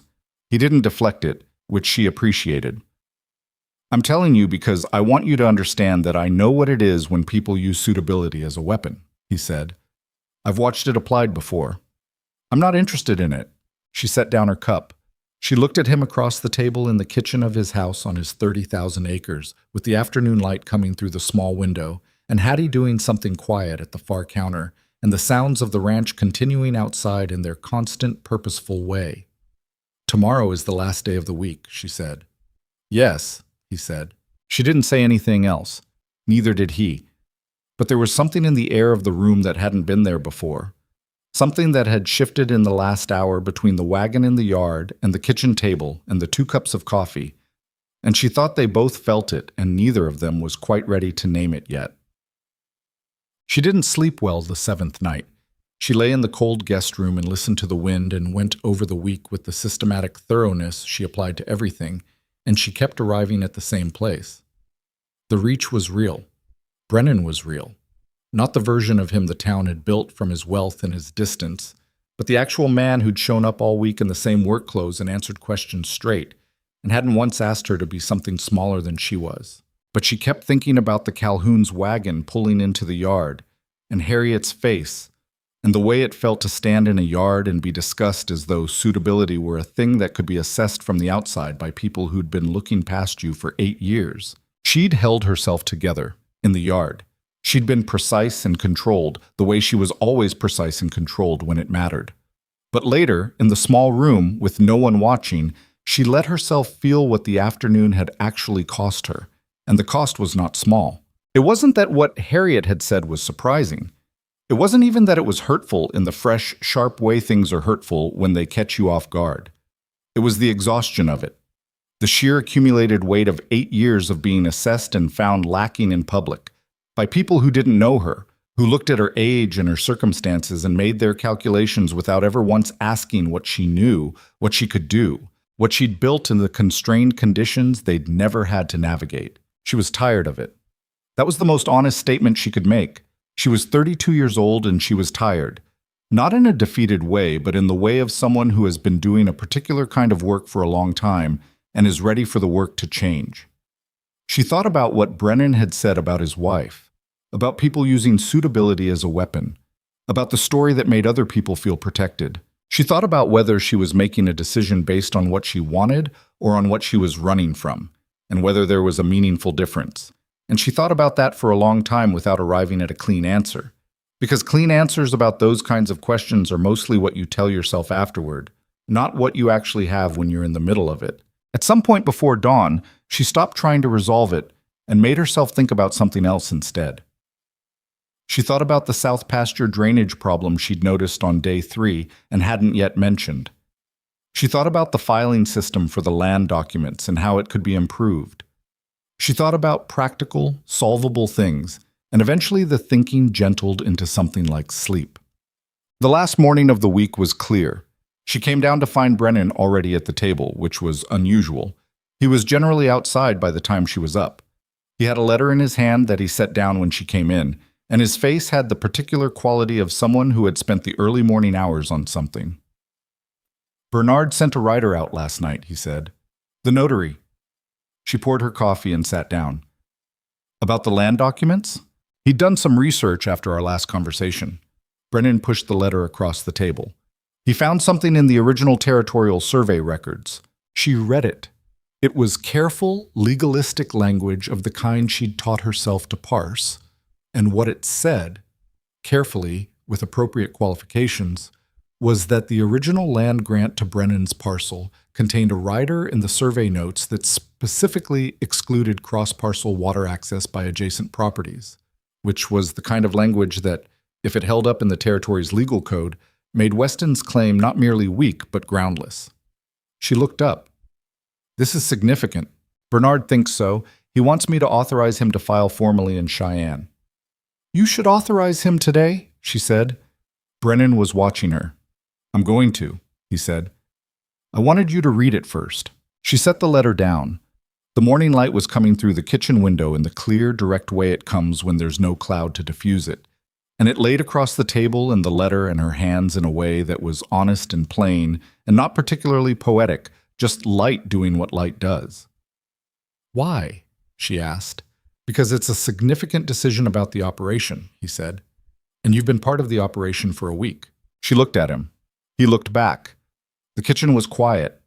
Hattie was elsewhere. Pete hadn't come in yet. Garrett wouldn't arrive for another 20 minutes. I've been here a week, she said. I'm not part of it. No, he agreed. Not yet. He held her gaze with the same steady attention he'd held it all week. I'd like to ask you something, and I'd like you to hear it without feeling that you're expected to answer in any particular way. She sat back slightly. All right. He didn't make it dramatic. He didn't build to it. He said it the way he said everything, directly, without the performance that less confident men wrap around difficult things.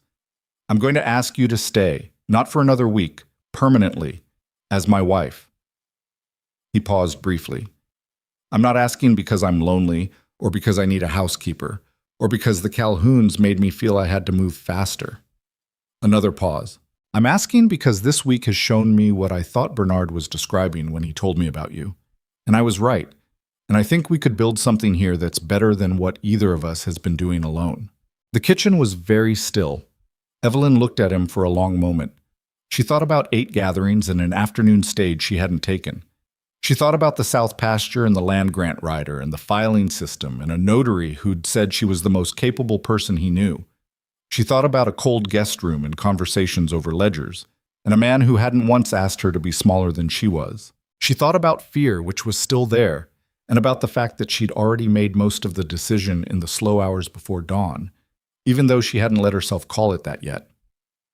I have conditions, she said. Something shifted in his face. Not surprise exactly, but the particular quality of a man who'd hoped for something and is now watching it arrive.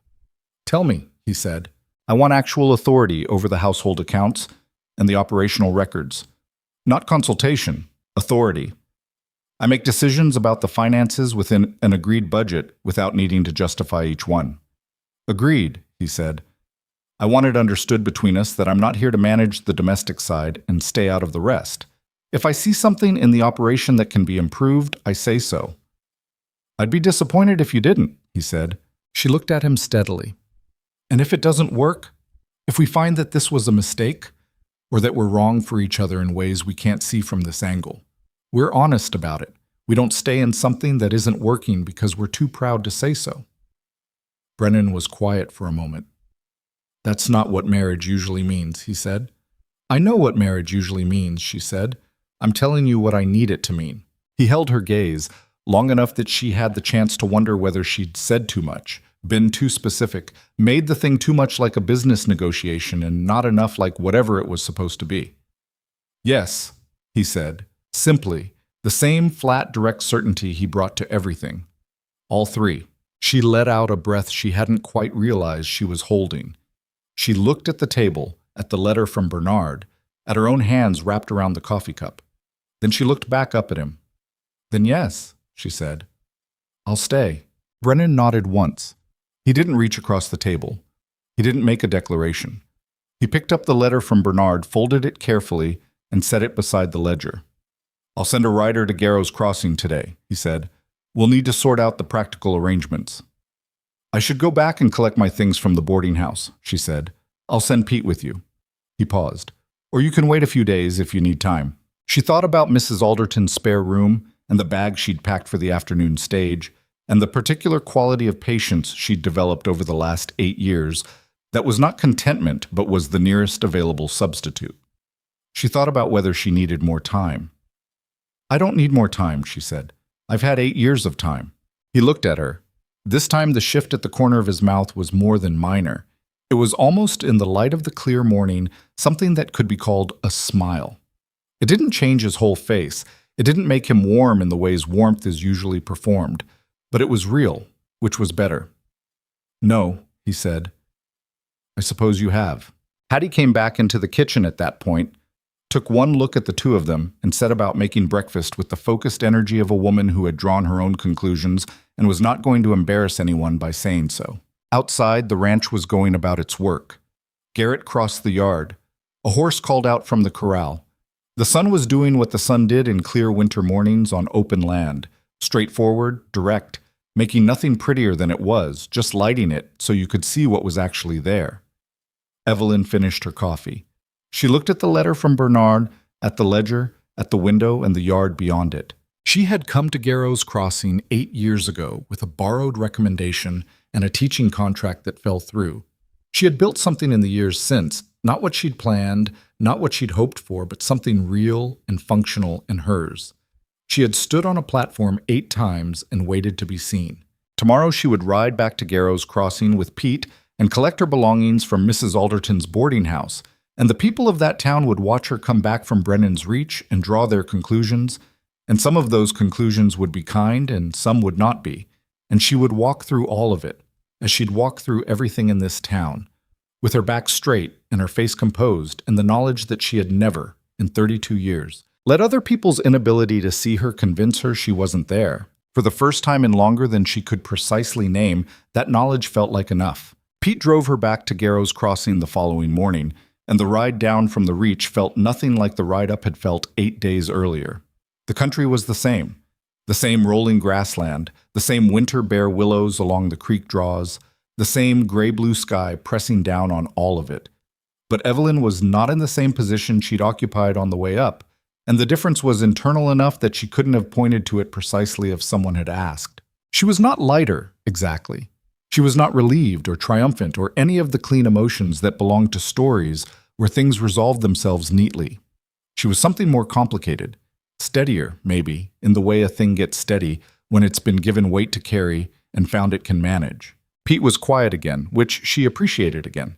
He was a young man with the good sense to understand that some passengers wanted conversation and some wanted to think, and that reading the difference was more useful than filling the air regardless. She spent the 2 hours thinking about practical things, what she would need to collect from Mrs. Alderton's, what arrangements would need to be made, what Brennan had called the practical considerations, which covered, in his economical way, the entirety of formally binding 2 people's lives together and transferring one of them from a boarding house room to a 30,000-acre ranch. She made lists in her head, which was where she kept most of her lists, and the lists were useful because they gave the nervous energy in her chest somewhere productive to go. The town came into view in the early afternoon, and she watched it appear from the top of the South Ridge, the way she'd watched it many times over 8 years. Small from this distance, the water tower and the church steeple and the mill roof the tallest things, the rest of it spread in the flat valley like something not quite decided about itself. She'd come to feel something for Garrow's Crossing that wasn't quite affection and wasn't quite resentment, but occupied the ambiguous territory between them. It had been her home in the way that places become home, not because they welcome you, but because you've simply been there long enough that your life has grown around them like a root system around a stone. Pete pulled the wagon up to the boarding house and handed her down, and she thanked him and told him she'd be ready to head back within the hour, and he nodded and took the wagon to the livery. Mrs. Alderton was in the front room when Evelyn came in, and she looked up from her mending with the particular expression of a woman who has been waiting and has not been surprised by what arrived. "You look different," Mrs. Alderton said.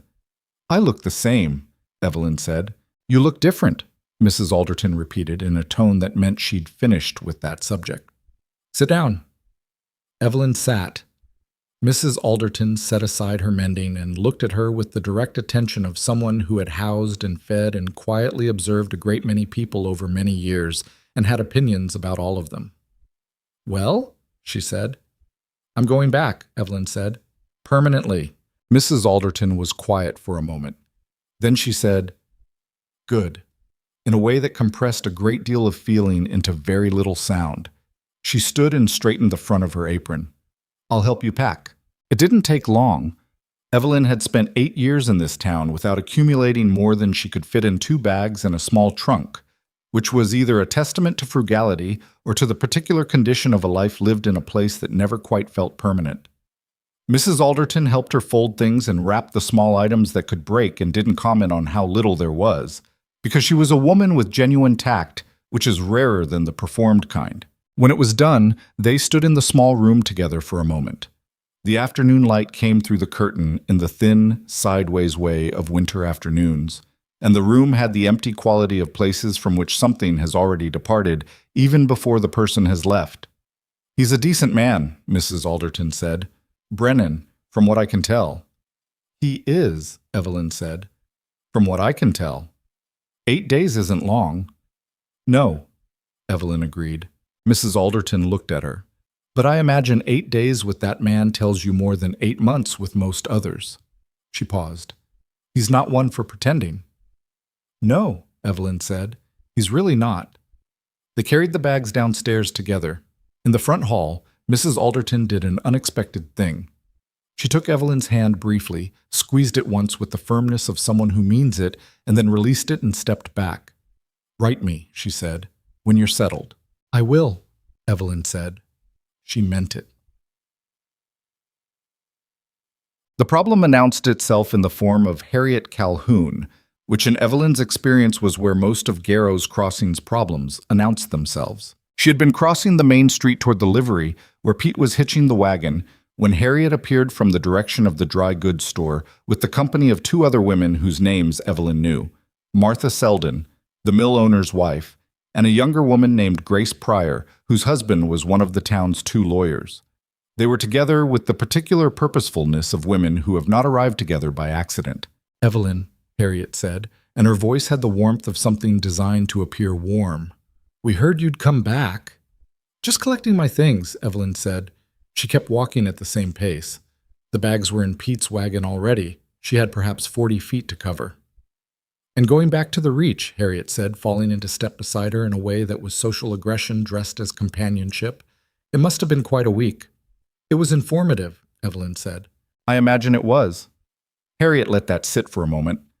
Martha Selden and Grace Pryor had positioned themselves with the unconscious precision of people who do this regularly. On the other side, close enough to form a loose grouping that would look, to any passerby, like a friendly conversation.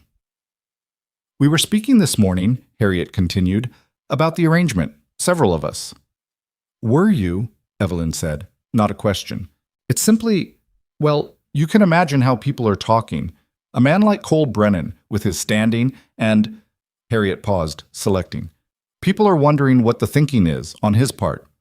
Evelyn stopped walking. She stopped because she had made a small decision, somewhere in the last 40 feet, about whether to keep moving and let this wash over her the way she'd let a great many things wash over her in 8 years, or whether today was the day she stopped. She turned and looked at Harriet Calhoun directly. "What people are wondering," she said, "is what Cole Brennan sees in a woman my age who's been at 8 gatherings and wasn't picked. That's the actual question, isn't it?" Harriet's expression shifted into something that was meant to look like injured innocence. "I wouldn't put it that way. How would you put it?" Evelyn asked. Grace Pryor, who was younger and had perhaps not done this enough times to be fully committed, looked briefly uncomfortable. Martha Selden studied the middle distance. "People respect Cole," Harriet said, recovering. "They want to understand his decision." "His decision," Evelyn said, "is his to make, as mine is mine." She held Harriet's gaze with the even composure she'd practiced in various forms for 32 years. "I've lived in this town for 8 years. I've worked honestly, managed my affairs, never asked for anything I hadn't earned. If people's understanding of my worth is based on the fact that I was not chosen at a matrimonial gathering, that reflects more on the choosers than on me." She paused. "And I say that not as an accusation, Mrs. Calhoun, but as a simple statement of fact." Harriet's face went through several things quickly. Evelyn had known the woman long enough to read them. The irritation at being addressed plainly, the social instinct to reassert authority, and underneath both, and this was the part that Evelyn hadn't expected, something that might have been reluctant recognition. "You've always been very direct," Harriet said. The warmth had left her voice, but so had the sharpness. What remained was something closer to the actual woman. "I've had to be," Evelyn said. "Subtlety requires a social position I've never had." There was a silence. Somewhere behind them, a wagon rolled by on the packed earth of the main street. A dog crossed between the buildings. The town went about its business, indifferent to what was happening in this particular piece of it. Martha Selden, who had not said a word, turned and looked at Evelyn with an expression that was not hostile. "Good luck to you," she said quietly, and meant it, and turned and walked back the way they'd come. After a moment, Grace Pryor followed her, with a brief look at Evelyn that was too quick to fully decode, but which did not feel like unkindness. Harriet stood for another moment. Her composure had settled back into its familiar shape, but it sat slightly differently now, less certain at the edges. "I hope it works out," she said, and Evelyn could not tell if it was sincere or performative, and she thought perhaps Harriet Calhoun couldn't either, which was its own kind of information. "Thank you," Evelyn said, and turned and walked the remaining distance to Pete's wagon and climbed up to the seat. Pete pulled the team around without comment, and they moved out of town north toward the Reach, and Evelyn sat straight on the wagon seat with her hands in her lap and let the town fall away behind her. She thought about what she'd said to Harriet. The particular words, whether they'd been right, or too much, or not enough. She thought about Martha Selden saying good luck to you and meaning it.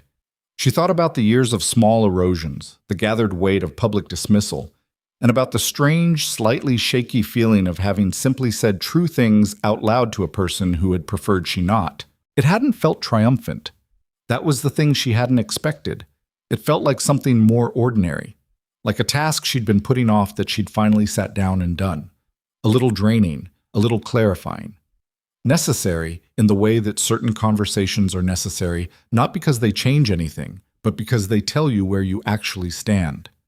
She stood, she decided, on the wagon seat, going north. That was enough to know. Teague. The wedding took place 11 days later in Garrow's Crossing, because Brennan had decided, in the flat, practical way he decided things, that whatever he and Evelyn did would be done openly, in the town where people already had opinions about it, and not quietly in some other jurisdiction as though they had something to hide. The territorial judge who handled such proceedings was a man named Clarence Hoover, who was approaching 70 and had married several hundred couples across 30 years in this territory, and approached each ceremony with the professional equanimity of someone for whom the event was both solemn and routine. He used the same words each time. The words were sufficient. The morning of the ceremony was cold and clear, and the town square held a crowd that had organized itself with the quiet inevitability of people gathering around something they'd already formed opinions about. Some had come out of genuine warmth. Mrs. Alderton was there, and Bernard the notary, who shook Evelyn's hand with both of his and looked genuinely pleased, and Clara, who had found a position as a seamstress in town, and who embraced her briefly and said simply, "I'm glad," and meant it in a way that required no elaboration. Others were there for different reasons. Evelyn knew the difference by now in the way you know it after enough years of being observed. The quality of attention is not the same. The positioning of people in relation to the event differs by degrees that are small but readable. Harriet Calhoun was present, standing with Douglas at a middle distance, wearing an expression of careful neutrality that told Evelyn she'd made a decision to observe without campaigning. That was, Evelyn thought, a form of progress. But the moment that mattered, the one that she would return to later, in private, when she thought about this day, came not from the ceremony itself, but from what happened before it. She was standing at the side of the square with Mrs. Alderton when she heard it begin. Two men she didn't know well, standing near the water trough, talking at a volume that was not quite private. The volume people use when they want to be heard by some people, and can claim to have been private if challenged. "Can't figure what Brennan's thinking," one said. "Man's got the largest operation in the territory, and he picks up a woman nobody else wanted 8 times at the platform," the other said, with the flat confirmation of someone supplying a known detail. 8 times. A pause. "Says something, doesn't it?" Mrs. Alderton put a hand on Evelyn's arm, and Evelyn felt the hand and did not look at her because she was watching Brennan, who was on the other side of the square speaking with Garrett, and had apparently heard the same thing she had. He was not a man who moved quickly in general. He was deliberate, and his deliberateness usually read as patience, But there was something different in how he crossed the square now. Not fast, not heated, just directed in a way that had an additional quality to his usual purpose. He stopped 3 feet from the two men at the water trough and looked at them with the level, factual attention he brought to every difficulty. The men turned. The louder one, younger, working clothes, the look of someone who'd said the thing because his companion was there, and he'd wanted to appear as someone who said things. Recognized Brennan and had the specific experience of understanding that what he'd said had been heard and that the person who'd heard it was now standing in front of him. "Brennan," he said, and then stopped because there wasn't a comfortable next word. Brennan looked at him without anger. That was the thing. There was no performance of outrage, no territorial posturing, none of the heated social display that these confrontations usually produce. He looked at the man the way he looked at everything, seeing it, accounting for it, deciding what the actual situation was. "I heard what you said," Brennan told him. His voice was at a normal volume. The crowd that had begun to form around the edges of this exchange was very quiet. "I'm not going to argue with you about it, but I want you to hear something plainly." The younger man said nothing. He had nowhere comfortable to go. "Evelyn Hartwell," Brennan said, "managed the accounts of 3 businesses in this town over 8 years. She tutored children whose parents couldn't find anyone else willing to make the ride. She reorganized the notary's records and refused payment because she understood it was a service to the community." He paused briefly. "In 1 week at my ranch, she identified 2 operational problems I'd been misdiagnosing for 2 years and found the solution to a land rights dispute that's been pending for 8 months. Another pause, smaller. The question of what I'm thinking is answered. I'm thinking clearly. Whether you understand it is a separate matter." The square was very quiet. The younger man looked at the ground. His companion had developed a sudden interest in the direction of the dry goods store. Brennan turned away from them without waiting for a response, because the response wasn't the point, and walked back across the square to where Evelyn was standing with Mrs. Alderton. She had not moved. She had been standing exactly where she was when it happened, with Mrs. Alderton's hand still on her arm, and she had watched Cole Brennan cross the square and say publicly what he'd said. And she had felt something happen in her chest that she was not going to examine in the middle of the town square, but which was real and large and would require attention later in private. He stopped in front of her. "Ready?" he asked, in exactly the same tone he used for everything else. She looked at him for a moment. The morning sun was on the square, and the cold was specific and real, and the crowd was still very quiet around them, and none of it felt cinematic or curated. It felt like standing in a cold street in a small frontier town with a complicated history and an uncertain future and a man who had just said true things about her to people who needed to hear them. "Yes," she said. They walked to where Judge Hoover was waiting. The words took about 6 minutes. They were the right words, plain and sufficient. When they were done, the crowd made noise. Not wild, not effusive, but real. The sound of people who are witnessing something they recognize as genuine, whether or not they'd predicted it. Mrs. Alderton pressed Evelyn's hand again, on the way out of the square. Clara touched her shoulder briefly, her eyes bright. Bernard shook Brennan's hand with the enthusiasm of a man who felt personally vindicated by the outcome. Harriet Calhoun nodded to Evelyn as she passed. Just once, just slight. Evelyn nodded back with the same measure. Garrett, who had driven in from the Reach for the occasion and had stood at the back of the crowd throughout, waited until the small post-ceremony gathering had begun to disperse before he approached Evelyn. He stood in front of her with his hat in his hands, the same deliberate man she'd sized up in the barn on day 5, and looked at her with the expression she recognized from that day, the look of a man who has updated his internal calculation and is willing to show that he has.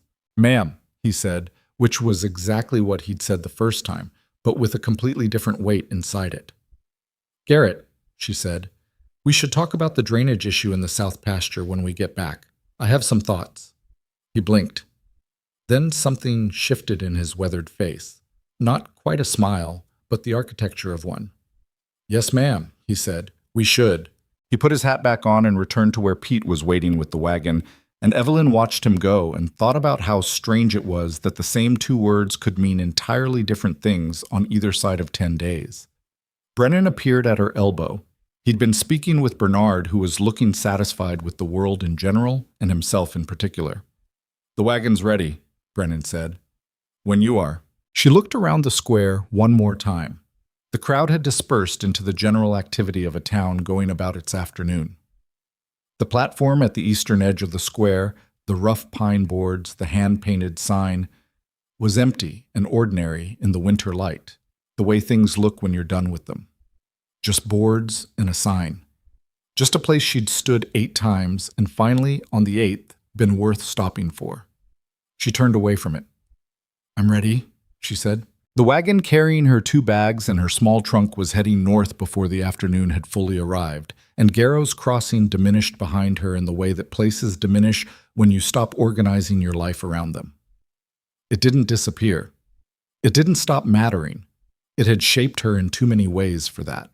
But it became, in that northward ride, something she was moving from rather than toward, and there was a particular quality of release in that distinction that she let herself feel for the duration of the ride without trying to explain it. Brennan rode beside the wagon on the dark bay, and they didn't talk much, and the country opened up the way it always did north of town, and the late afternoon light was long and flat across the brown grassland, and ahead of them Brennan's Reach sat in its shallow valley, waiting to become something it had not yet been.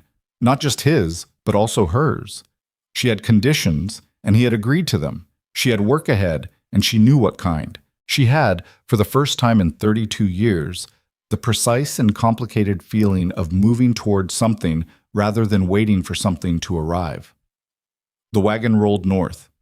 The light held as long as it could, and then, the way days end on open country, it simply went, quietly, without drama, leaving behind a sky that was clear and enormous and full of the particular kind of dark that belongs to places far enough from town that the stars are actually visible. She looked up at them for a moment.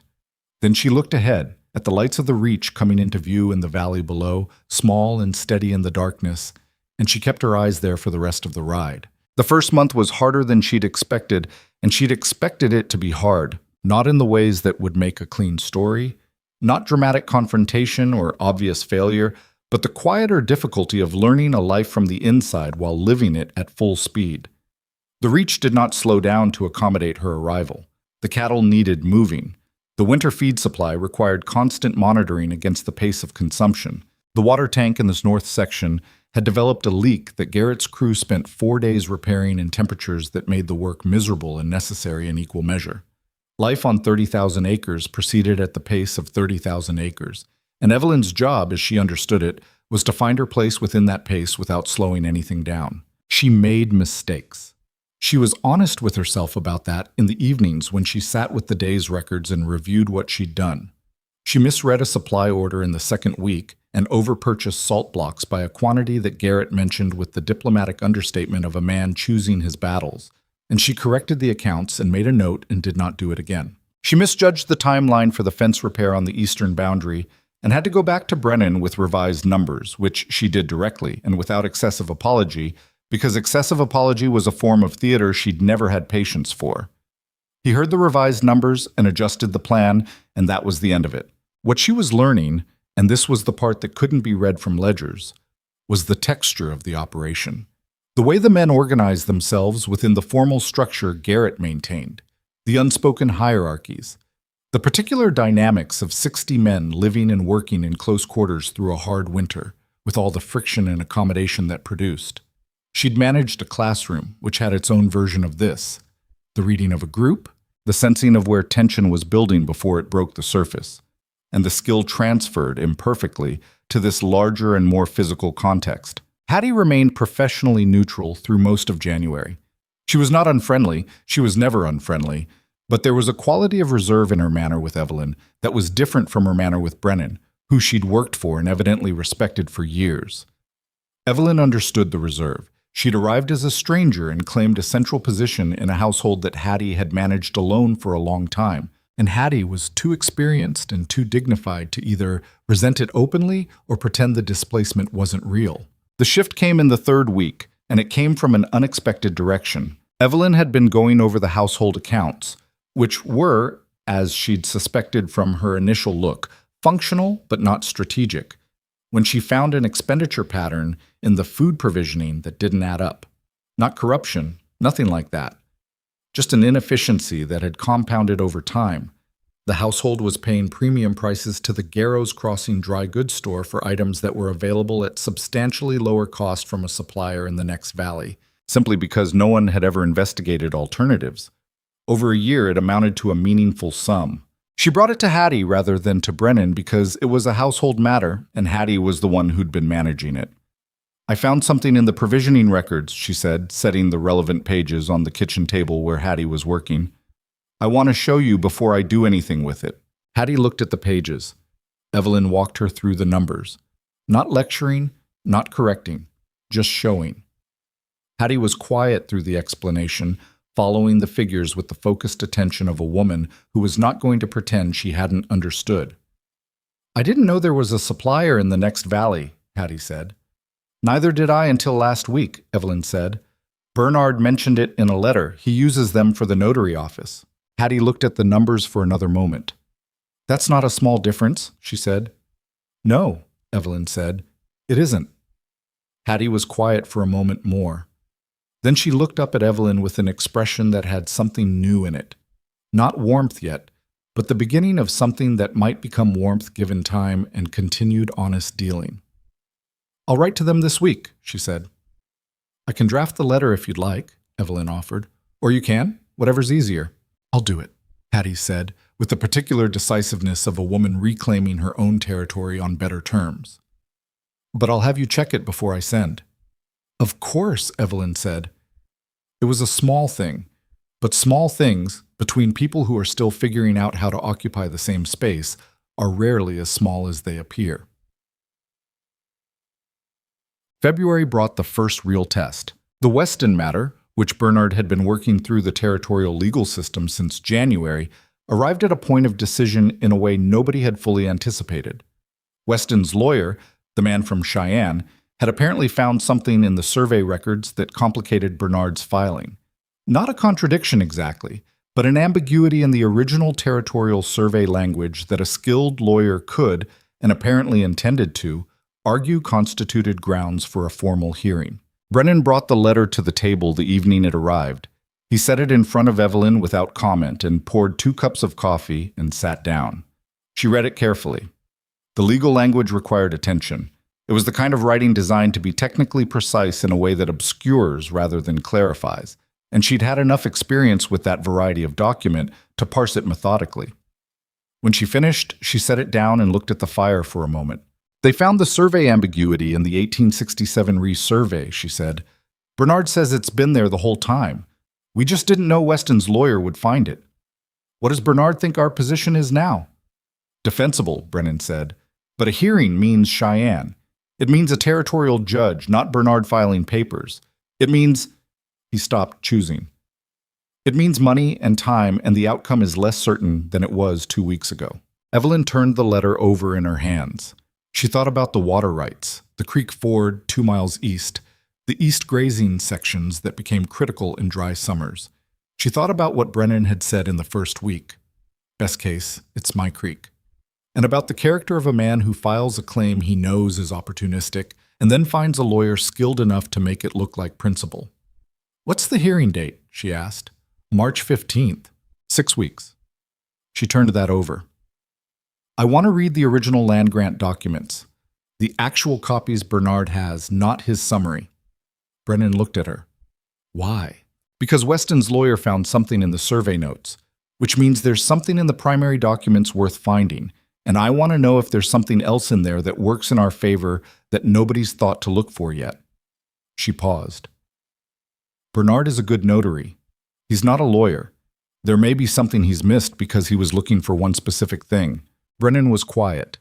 She'd learned to read his silences well enough by now to know this one was actual consideration, not resistance.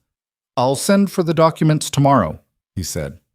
"Send for Bernard too," she said. "I want to talk through the survey language with him in person. Some of this needs to be explained out loud to make sense." He looked at her across the table. "You know that even if you find something, we still need a lawyer for the hearing." "I know," she said, "but I'd rather walk into a lawyer's office with a direction than walk in and ask them to find one for us. That's how you pay twice." Brennan set down his cup. "All right," he said, "just that. Bernard came out 3 days later on a bitter February morning, wrapped in more coat than seemed structurally possible, carrying the land document copies in a leather satchel that he handled with the care of a man transporting something irreplaceable. He and Evelyn sat at the main table for most of the day while Brennan came and went, attending to the ranch's ongoing demands with the consistency of a man who understood that the operation could not pause for legal trouble, and worked through the documents with the systematic patience of two people who had nothing to offer each other except careful attention. It was Bernard who found it, in the late afternoon, when the light through the windows had gone gray and Hattie had brought them both a second round of coffee without being asked. "Here," he said, and pushed the relevant page across to Evelyn. His finger rested on a clause in the original grant rider, the same rider that had established the water access exclusion, that contained language about the survey markers used to define the western boundary of Brennan's parcel. She read it, then read it again.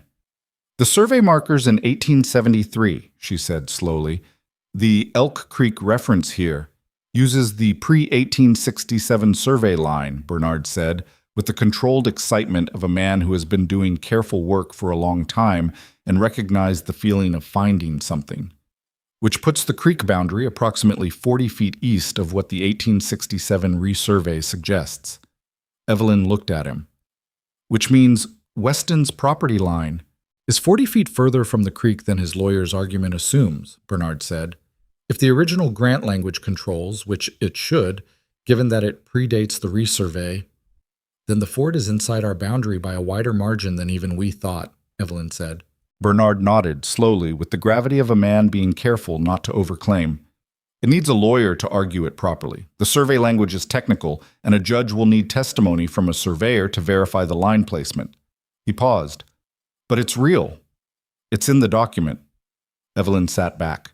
The fire was doing its work in the grate, and the house was quiet around them, and outside the gray February afternoon was settling toward evening over the brown grassland of the reach. "This is what we take to Cheyenne," she said. When Brennan came in an hour later, she and Bernard walked him through it at the table, with the document spread in front of him. He read the relevant clause himself, twice. Then he looked at Bernard. Then he looked at Evelyn. "How confident are you?" he asked. "In the finding vary," Evelyn said. "In how a judge rules, nobody can be certain. But this changes the hearing from a defensive position to an offensive one. We're not explaining ourselves. We're presenting evidence they haven't accounted for." Brennan looked at the document for another moment. Then he said, "I need a lawyer in Cheyenne by next week." "Bernard can recommend one," Evelyn said. "He knows who works that courthouse." "I do," Bernard confirmed. "A woman named Hartley. She's been practicing territorial law for 12 years. She's very good, and she doesn't lose cases she should win." Brennan nodded. He looked at the documents and at Evelyn and at the documents again. "You found this," he said. "Bernard found it," she said. "You told me to bring Bernard and look at the primary documents," he said. "Same thing." She didn't argue with that because she was tired and because he wasn't wrong about the sequence of it. "The ranch pays Bernard's fee and the lawyer's retainer from the operating account," she said instead. "I'll adjust the monthly budget." Brennan looked at her for a moment with the expression she'd come to know best on him, the one that was not quite an emotion in the ways emotions are usually displayed, but was the closest thing to it that his particular architecture allowed. "Yes," he said. "Do that." Bernard stayed for dinner. Hattie made enough food for 4 people and set the table with the additional care she brought to occasions she recognized as significant without being told they were. And the 4 of them, Brennan, Evelyn, Bernard, Hattie, ate together in the main room with the documents cleared to one side and the fire going properly for the first time in days. Because the evening had turned sharp and cold, and the house needed it. Bernard told a story about a land case he'd handled early in his career that had gone badly for reasons that were partly the law and partly his own inexperience, and the story was funny in the way things become funny after enough years. And Brennan laughed at the conclusion. A real laugh, short and unexpected, the kind that comes when a person is genuinely caught off guard by something. And Evelyn heard it and felt something uncomplicated and good, which was rare enough that she noted it. After Bernard had gone and Hattie had cleared up, and the house had settled into its nighttime quiet, Brennan came to sit by the fire where Evelyn was reading. He had the territorial map with him, the one that showed the water rights boundaries, and he spread it on his knee and looked at it for a moment. If Hartley wins this, he said. When? Evelyn said, without looking up from her book. He glanced at her. When Hartley wins this, the east sections open up properly. I've been managing around the western claim for 2 years. Not grazing where I should, not developing the water infrastructure the way it needs to go. He looked at the map. There's a plan I had for the east sections before this started. Tell me the plan, Evelyn said. He told her. It was a good plan. She could see that, even in the short version, the way a good plan has an internal logic that holds together when you apply pressure to any part of it. He wanted to develop a secondary water system that would make the east sections reliable through dry summers, which would allow him to expand the herd without overgrazing the established sections. The numbers he'd worked through, she could tell he'd worked through them thoroughly in the way he did everything, suggested the investment would return within 4 years. She asked questions. He answered them. The fire burned down gradually, and the map was marked in 3 places by the time they were finished, with annotations in both their handwriting that showed where they'd agreed and where she'd pushed back and where he'd adjusted. The 4-year return is optimistic, she said, pointing to a specific figure. It assumes average rainfall for all 4 years. In the territory, that's not a reliable assumption. 6 years with a drought year factored in, he said. Still worth it, she said.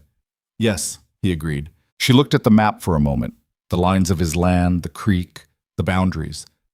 It was a strange thing to look at something that had nothing of her history in it and find that she was beginning to think of it as partly hers.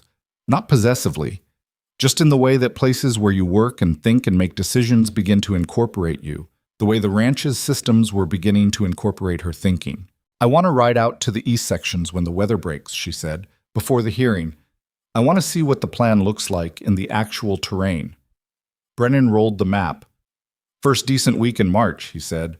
We'll go. She nodded and went back to her book. He went back to a report he'd left on the side table. The fire finished its work in the grate, and the house was quiet, and outside the February night lay over the reach in the complete dark of country far from any town. The hearing in Cheyenne took place on a Thursday in mid-March, and Evelyn was not there. She'd offered to go. Brennan had considered it and said he thought she should stay. Garrett can manage the week, she'd said. The east fence repair schedule needs oversight, but I can set it up before I leave. He'd looked at her and said, I know you can manage the logistics. I want someone here who understands the operation while I'm gone. Garrett's good with the work. He's not good with the books. She'd thought about that and understood that he was right, which was an experience she was becoming accustomed to, disagreeing with his reasoning on principle, and then finding, on reflection, that his reasoning was sound. So she was at the Reach when he left on Tuesday morning with Pete driving, and she was at the Reach when the days passed in the particular taut quiet of waiting for news about something you can't control. She worked. She did the East Fence schedule and the supply order correction and the household account reconciliation for February. She rode out with Garrett on Wednesday to look at the progress on the North Water Tank, which had been repaired in January and was now holding properly through the freeze-thaw cycle. She ate dinner with Hattie on Thursday evening, and they spoke more comfortably than they'd spoken in January, about the provisioning change, which had already shown a cost reduction in February's accounts, and about the spring kitchen garden that Hattie was planning, and about small things that had nothing to do with land rights or territory hearings. The writer came on Friday afternoon with a letter. She was in the main room with the ledger when she heard Pete's voice in the yard. He'd ridden ahead, she realized, because Brennan had sent him with the letter rather than waiting for the wagon ride. She was at the door before Hattie had come out of the kitchen. Pete held out the letter. She took it. She stood in the doorway and read it. It was short. Brennan wrote the way he spoke, without excess. The hearing had gone one day. Hartley had presented the survey language. Weston's lawyer had argued the 1867 resurvey. The territorial judge had taken 2 hours and ruled in favor of Brennan's original grant, citing the specific clause that Evelyn and Bernard had found in the February afternoon over coffee and documents. The water rights were confirmed. The ford was Brennan's boundary. The east sections were clear. She read it twice. She stood in the doorway for a moment with the letter in her hand and the March afternoon cold on her face and Hattie standing 3 feet behind her, having come from the kitchen to hear. Well? Hattie said. Evelyn turned around. She was not going to cry. She'd established that about herself in a kitchen doorway several months ago, and it remained true. But she felt something large and ungainly moving through her chest, which she would categorize privately and later as relief, or something relief adjacent. "We won," she said. Hattie put both hands on Evelyn's arms, briefly, with the firm warmth of a woman who had decided some time ago that this person was worth the investment, and then released her and turned back to the kitchen and said, from over her shoulder, "I'll start on something good for dinner. He'll be back tomorrow." Pete was unsaddling his horse in the yard, and through the open door Evelyn could see Garrett crossing from the barn toward the house, his walk quick with the question he hadn't asked yet. She stepped out onto the porch. "Garrett," she said. He looked up. "We won the hearing." He stopped walking, stood for a moment with his hat in his hands, the same posture he'd had at the wedding square, and she watched his face do the thing it did when he was processing something significant, going still, recalibrating, settling into the new reality. Then he put his hat back on with the deliberate care of a man finalizing a decision. "East sections," he said. "East sections," she confirmed. He nodded once. Then he turned toward the bunkhouse, and she heard his voice carry across the yard calling for two of the senior hands, not announcing, not celebrating, just a man informing his crew that the work they'd been planning around a constraint for 2 years was about to change. And that was enough. That was Garrett's version of everything. She went back inside and stood at the main table with Brennan's letter in her hand and looked at the map that was still spread on the side table with their markings on it.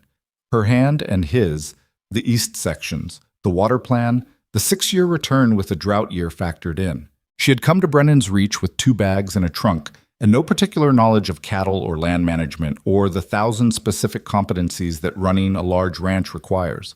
She had spent 3 months learning the operation from inside while the operation ran around her, making mistakes she corrected and finding things no one had thought to look for in building day by day, the kind of trust that is not given but earned in the particular hard currency of showing up and doing the work accurately.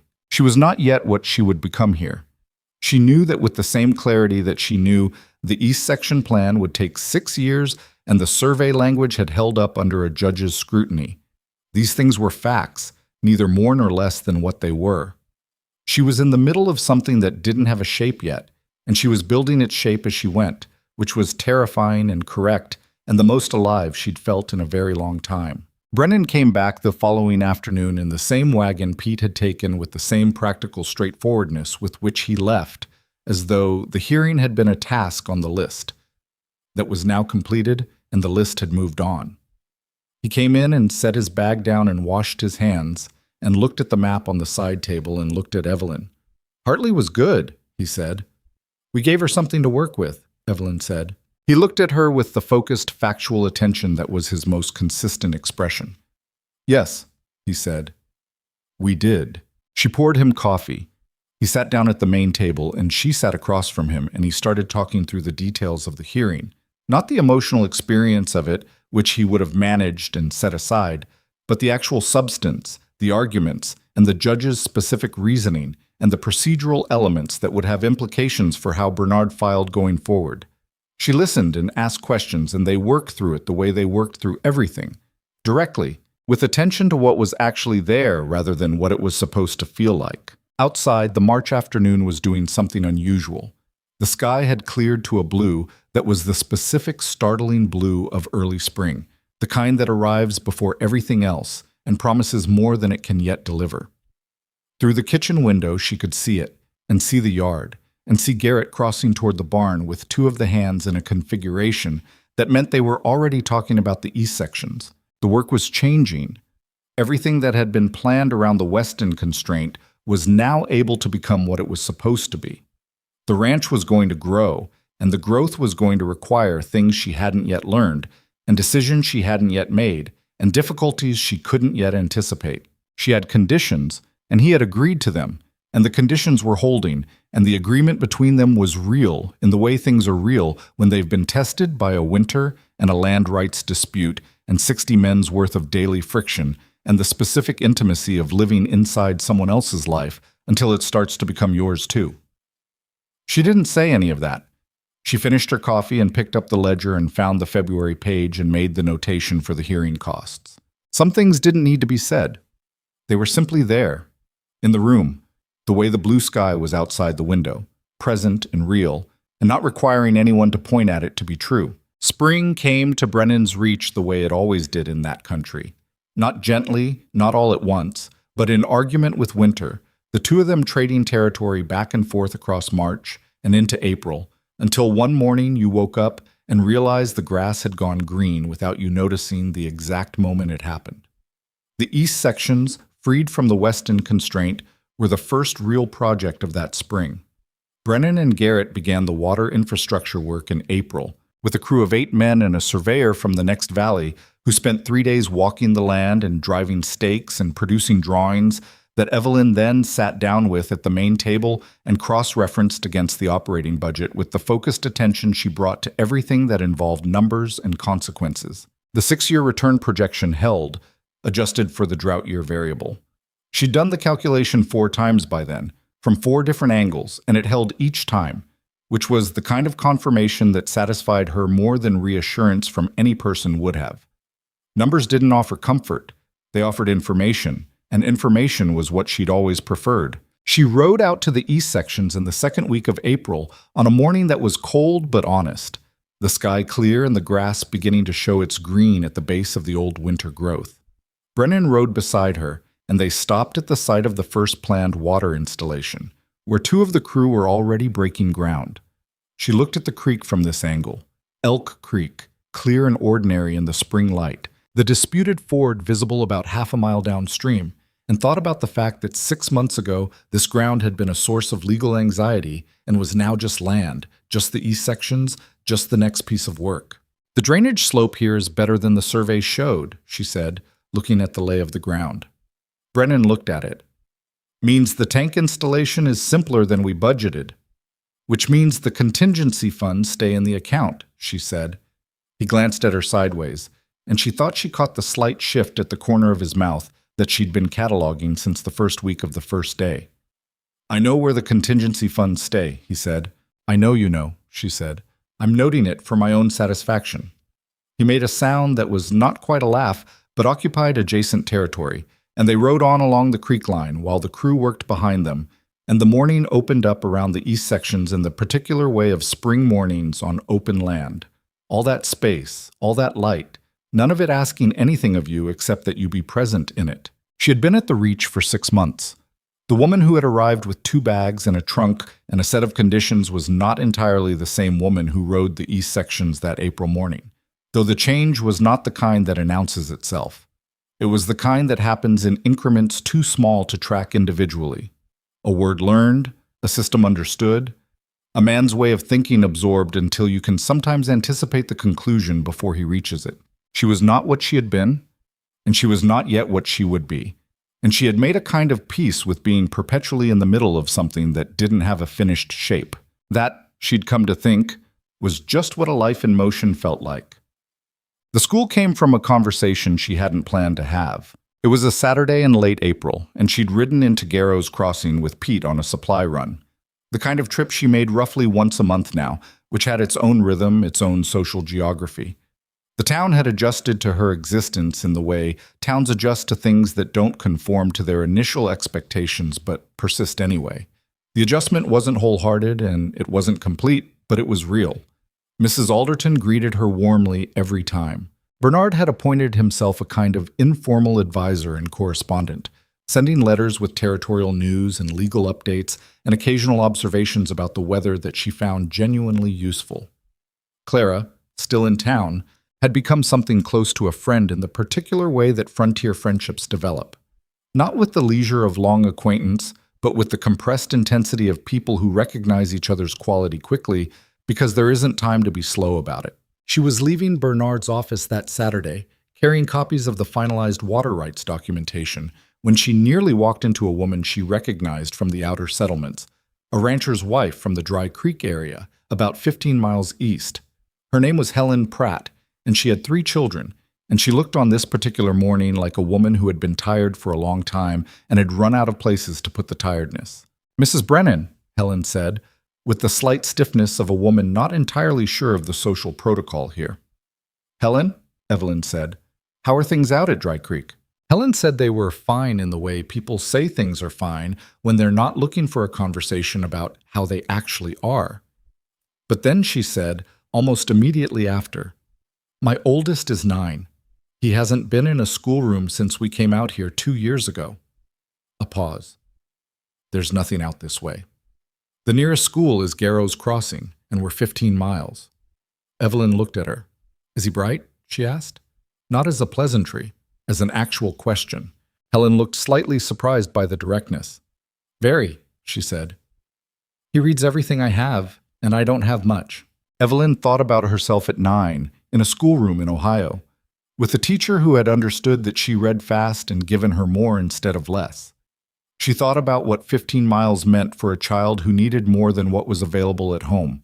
She thought about the school board in Millhaven and the contract that had ended and the years of tutoring in borrowed kitchens and the fact that she had never, in all the years since, stopped thinking of herself as a teacher, even when she wasn't teaching. "I'll write to you," she said to Helen, "in the next few weeks. I have something I want to think through." Helen looked at her with the careful hopefulness of a woman who'd been disappointed by things that were going to happen next week before. "All right," she said. She brought it to Brennan that evening. She'd thought through the outline on the ride back, with Pete driving and the spring afternoon moving over the grassland outside the wagon, and by the time she walked into the main room, she had enough of the shape of it to present it plainly, which was the only way she knew how to present things. "There are children in the outer settlements with no access to schooling," she said. She sat down across from him at the table. "Dry Creek, the Farrow place, the Keegan family east of the ridge.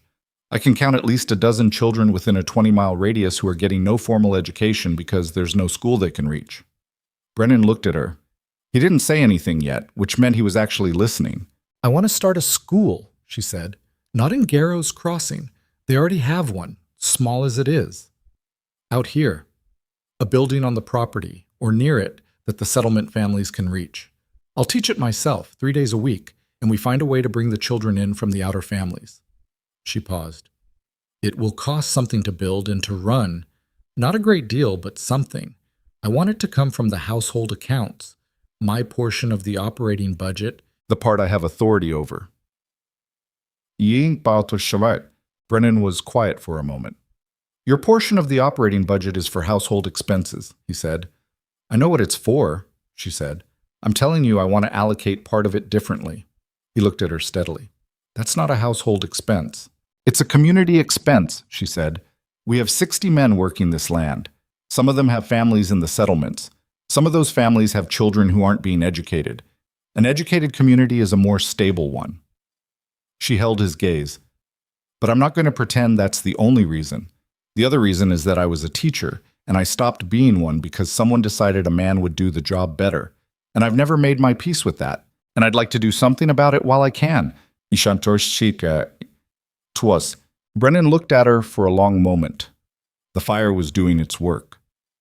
Outside, the April evening was still, and somewhere across the yard one of the horses in the corral moved in a slow, peaceful way that was audible through the window.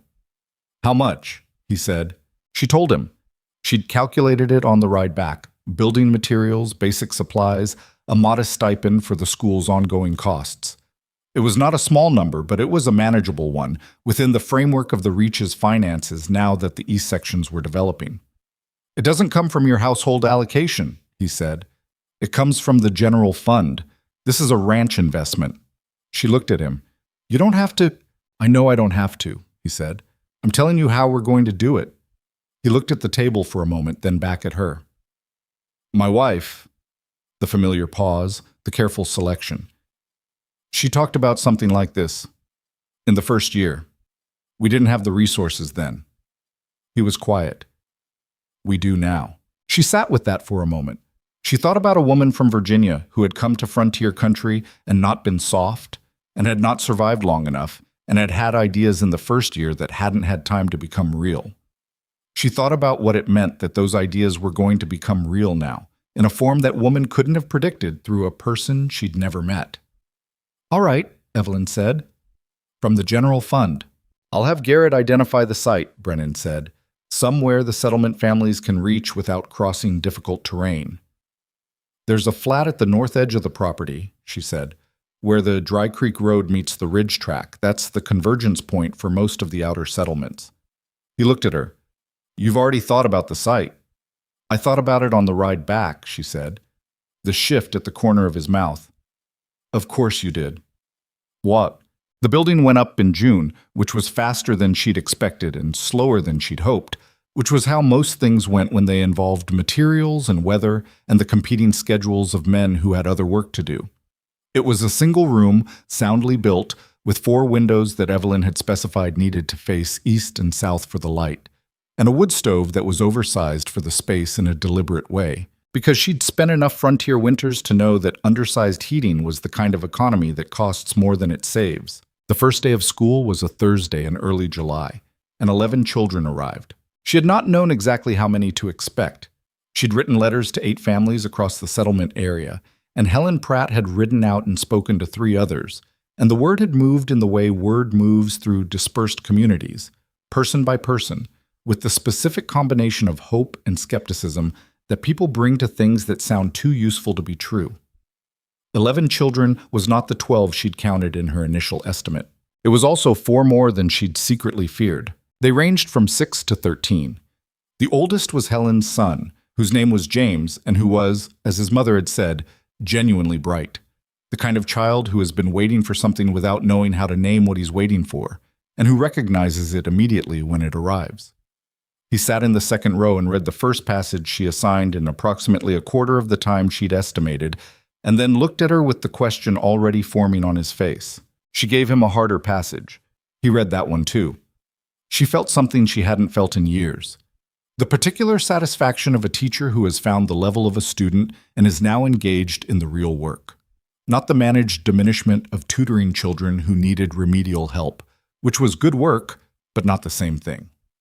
The feeling of meeting a mind that was going to go somewhere and being in a position to show it the first few miles of the road. She taught 3 days a week through the summer and into fall, and the enrollment grew to 15 by September, when 2 families who'd heard about the school from the Dry Creek area moved closer to be in range of it.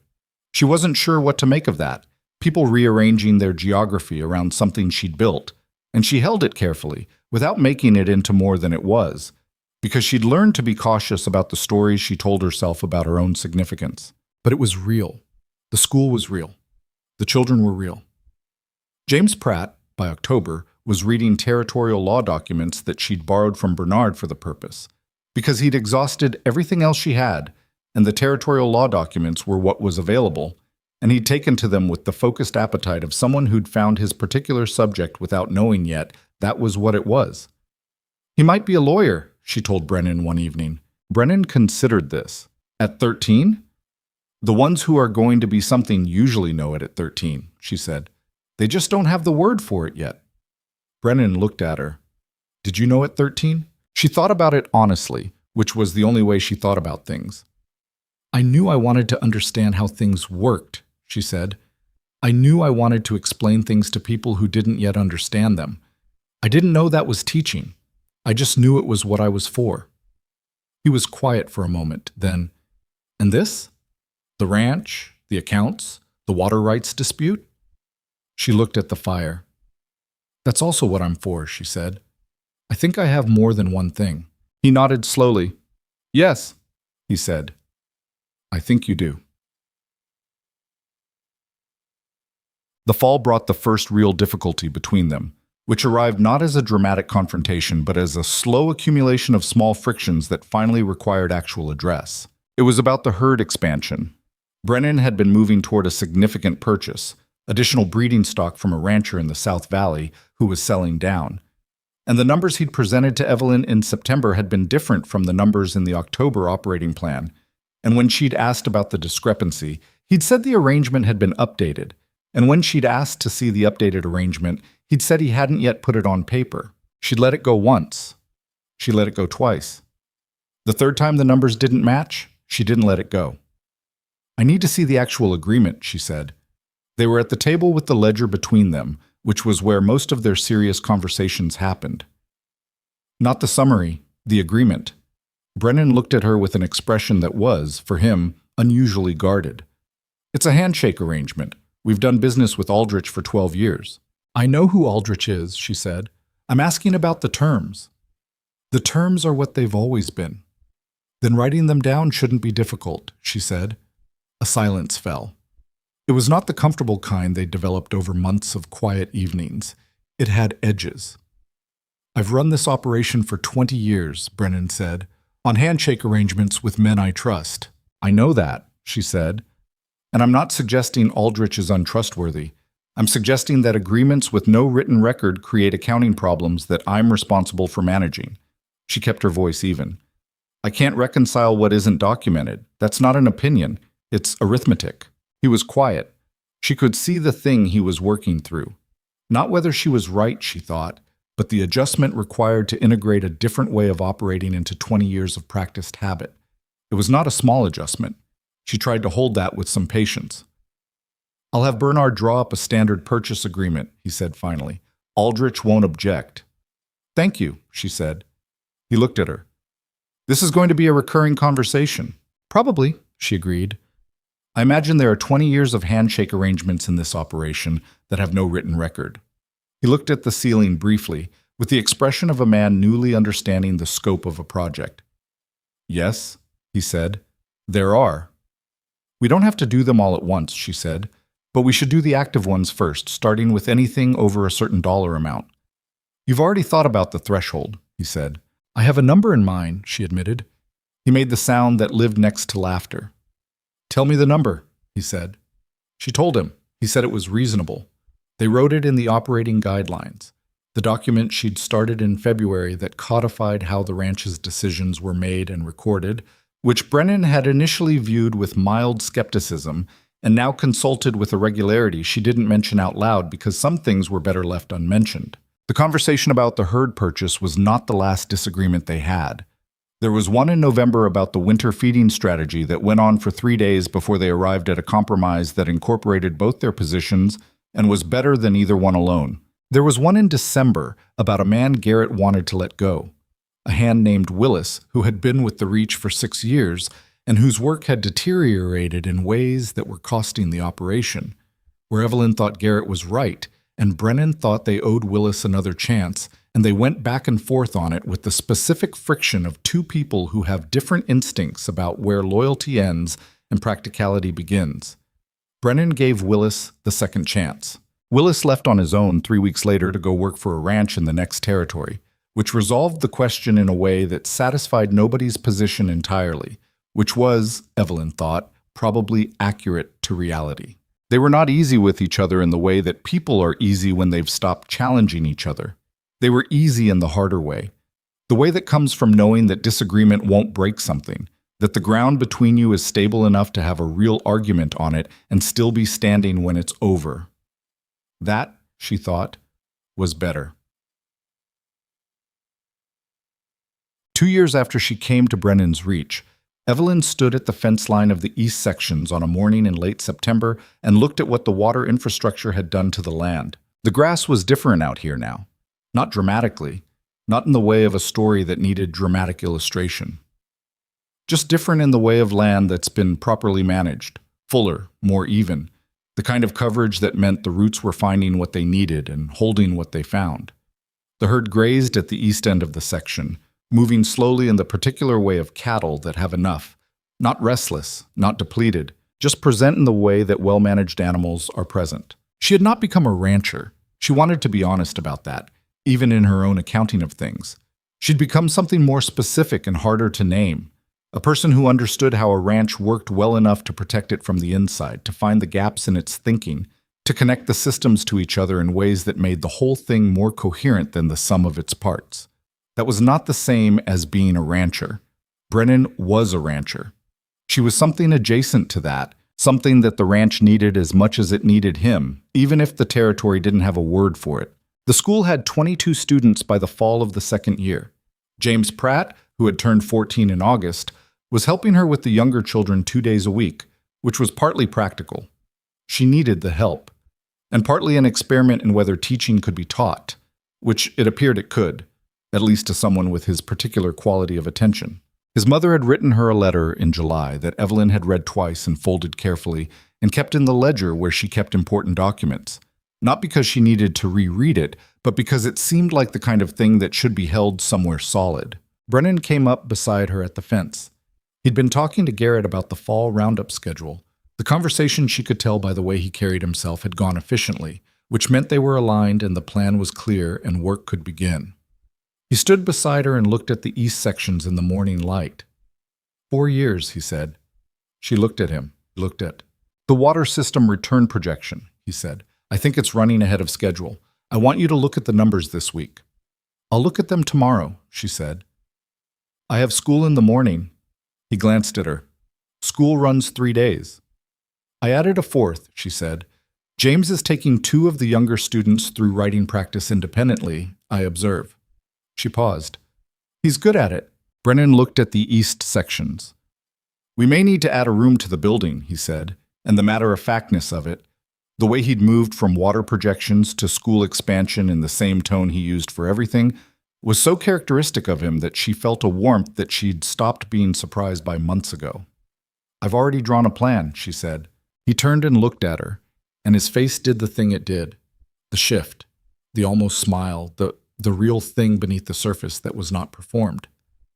Of course you have, he said. She looked back at the east sections. The morning was cool and clear, the sky the particular September blue that belongs to country where the air is honest, and the cattle moved in their slow, patient way through the grass that the water had made possible. She thought about the platform in Garrow's Crossing, the rough pine boards, the hand-painted sign, the 8 mornings she'd stood in the sun while the crowd made its calculations. She thought about the bag she'd packed for the afternoon stage, and Mrs. Alderton's hand on hers, and Bernard saying without hesitation to a rancher who'd asked the right question. She thought about what it means when the thing you've been waiting for is not a rescue, but an opening, a door that leads not to ease, but to the kind of difficulty that makes you more of what you actually are. She had not been rescued. She was clear about that, in the way she was clear about things she'd thought through carefully. She had been seen, which is different. Being seen doesn't change who you are.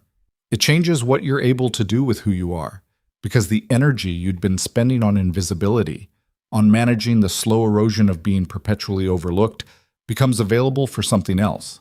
It turns out there's a great deal of energy in that, once you get it back. She thought about the women who were standing on that platform in Garrow's Crossing right now, in the fall gathering she'd missed for the 2nd year running, the younger ones with their untested hope, the older ones with their complicated patience. She thought about what she'd say to them if she could say anything, and she thought it wouldn't be what she might have predicted a few years ago. Not reassurance, not optimism, not the warm promise that things would work out. She thought it would be something more useful than that. She'd say, know what you're worth before you let anyone else decide for you, because they will decide, and if you haven't decided first, their decision tends to stick in ways that take years to undo. She'd say, the waiting is not wasted even when it feels like it is, because you are building something in the waiting even if you can't see what it is. She'd say, when the opening comes, walk through it with your eyes open and your conditions ready, because the opening is not the ending, it's the beginning of the actual work. And the work is what the opening is for. She didn't say any of this out loud. She stored it in the place where she kept things that didn't need to be said aloud because they were already understood, or because the people who needed to hear them weren't here yet and the right time hadn't come. Brennan was still standing beside her. He'd taken off his hat against the morning warmth and was holding it in one hand, and he looked at the land with the expression she'd spent 2 years learning to read. Not contentment, because he wasn't a man built for contentment, but something like satisfaction in the specific sense of a person who has looked at what they've done and found it to be the thing they intended. The water system numbers, she said. I'll look at them Friday. Tomorrow, he said. I have school tomorrow. You said James is handling the writing practice. I observe, she said. Observe from the main house, he said. The numbers won't take long. She looked at him. He looked at her with the flat patience of a man who had learned over 2 years that she would push back on nearly everything and that this was a feature of the arrangement rather than a defect, and who had adjusted his approach accordingly, which was the specific kind of stubbornness she'd come to find genuinely useful. Fine, she said. Tomorrow. He put his hat back on. I'll have the ledger on the table, he said, and turned and walked back toward the compound with the deliberate, unhurried stride that was his natural pace, carrying the weight of 30,000 acres the way he always had, Not easily, but capably, with the particular confidence of a man who understood the land he was responsible for. She stood at the fence a moment longer. The cattle moved, the grass held. The water system ran in its buried channels beneath the east sections, doing the patient work of infrastructure that doesn't announce itself but makes everything else possible. The school building sat at the north edge of the property with its east-facing windows and its oversized stove, empty on a weekday morning, waiting for Thursday.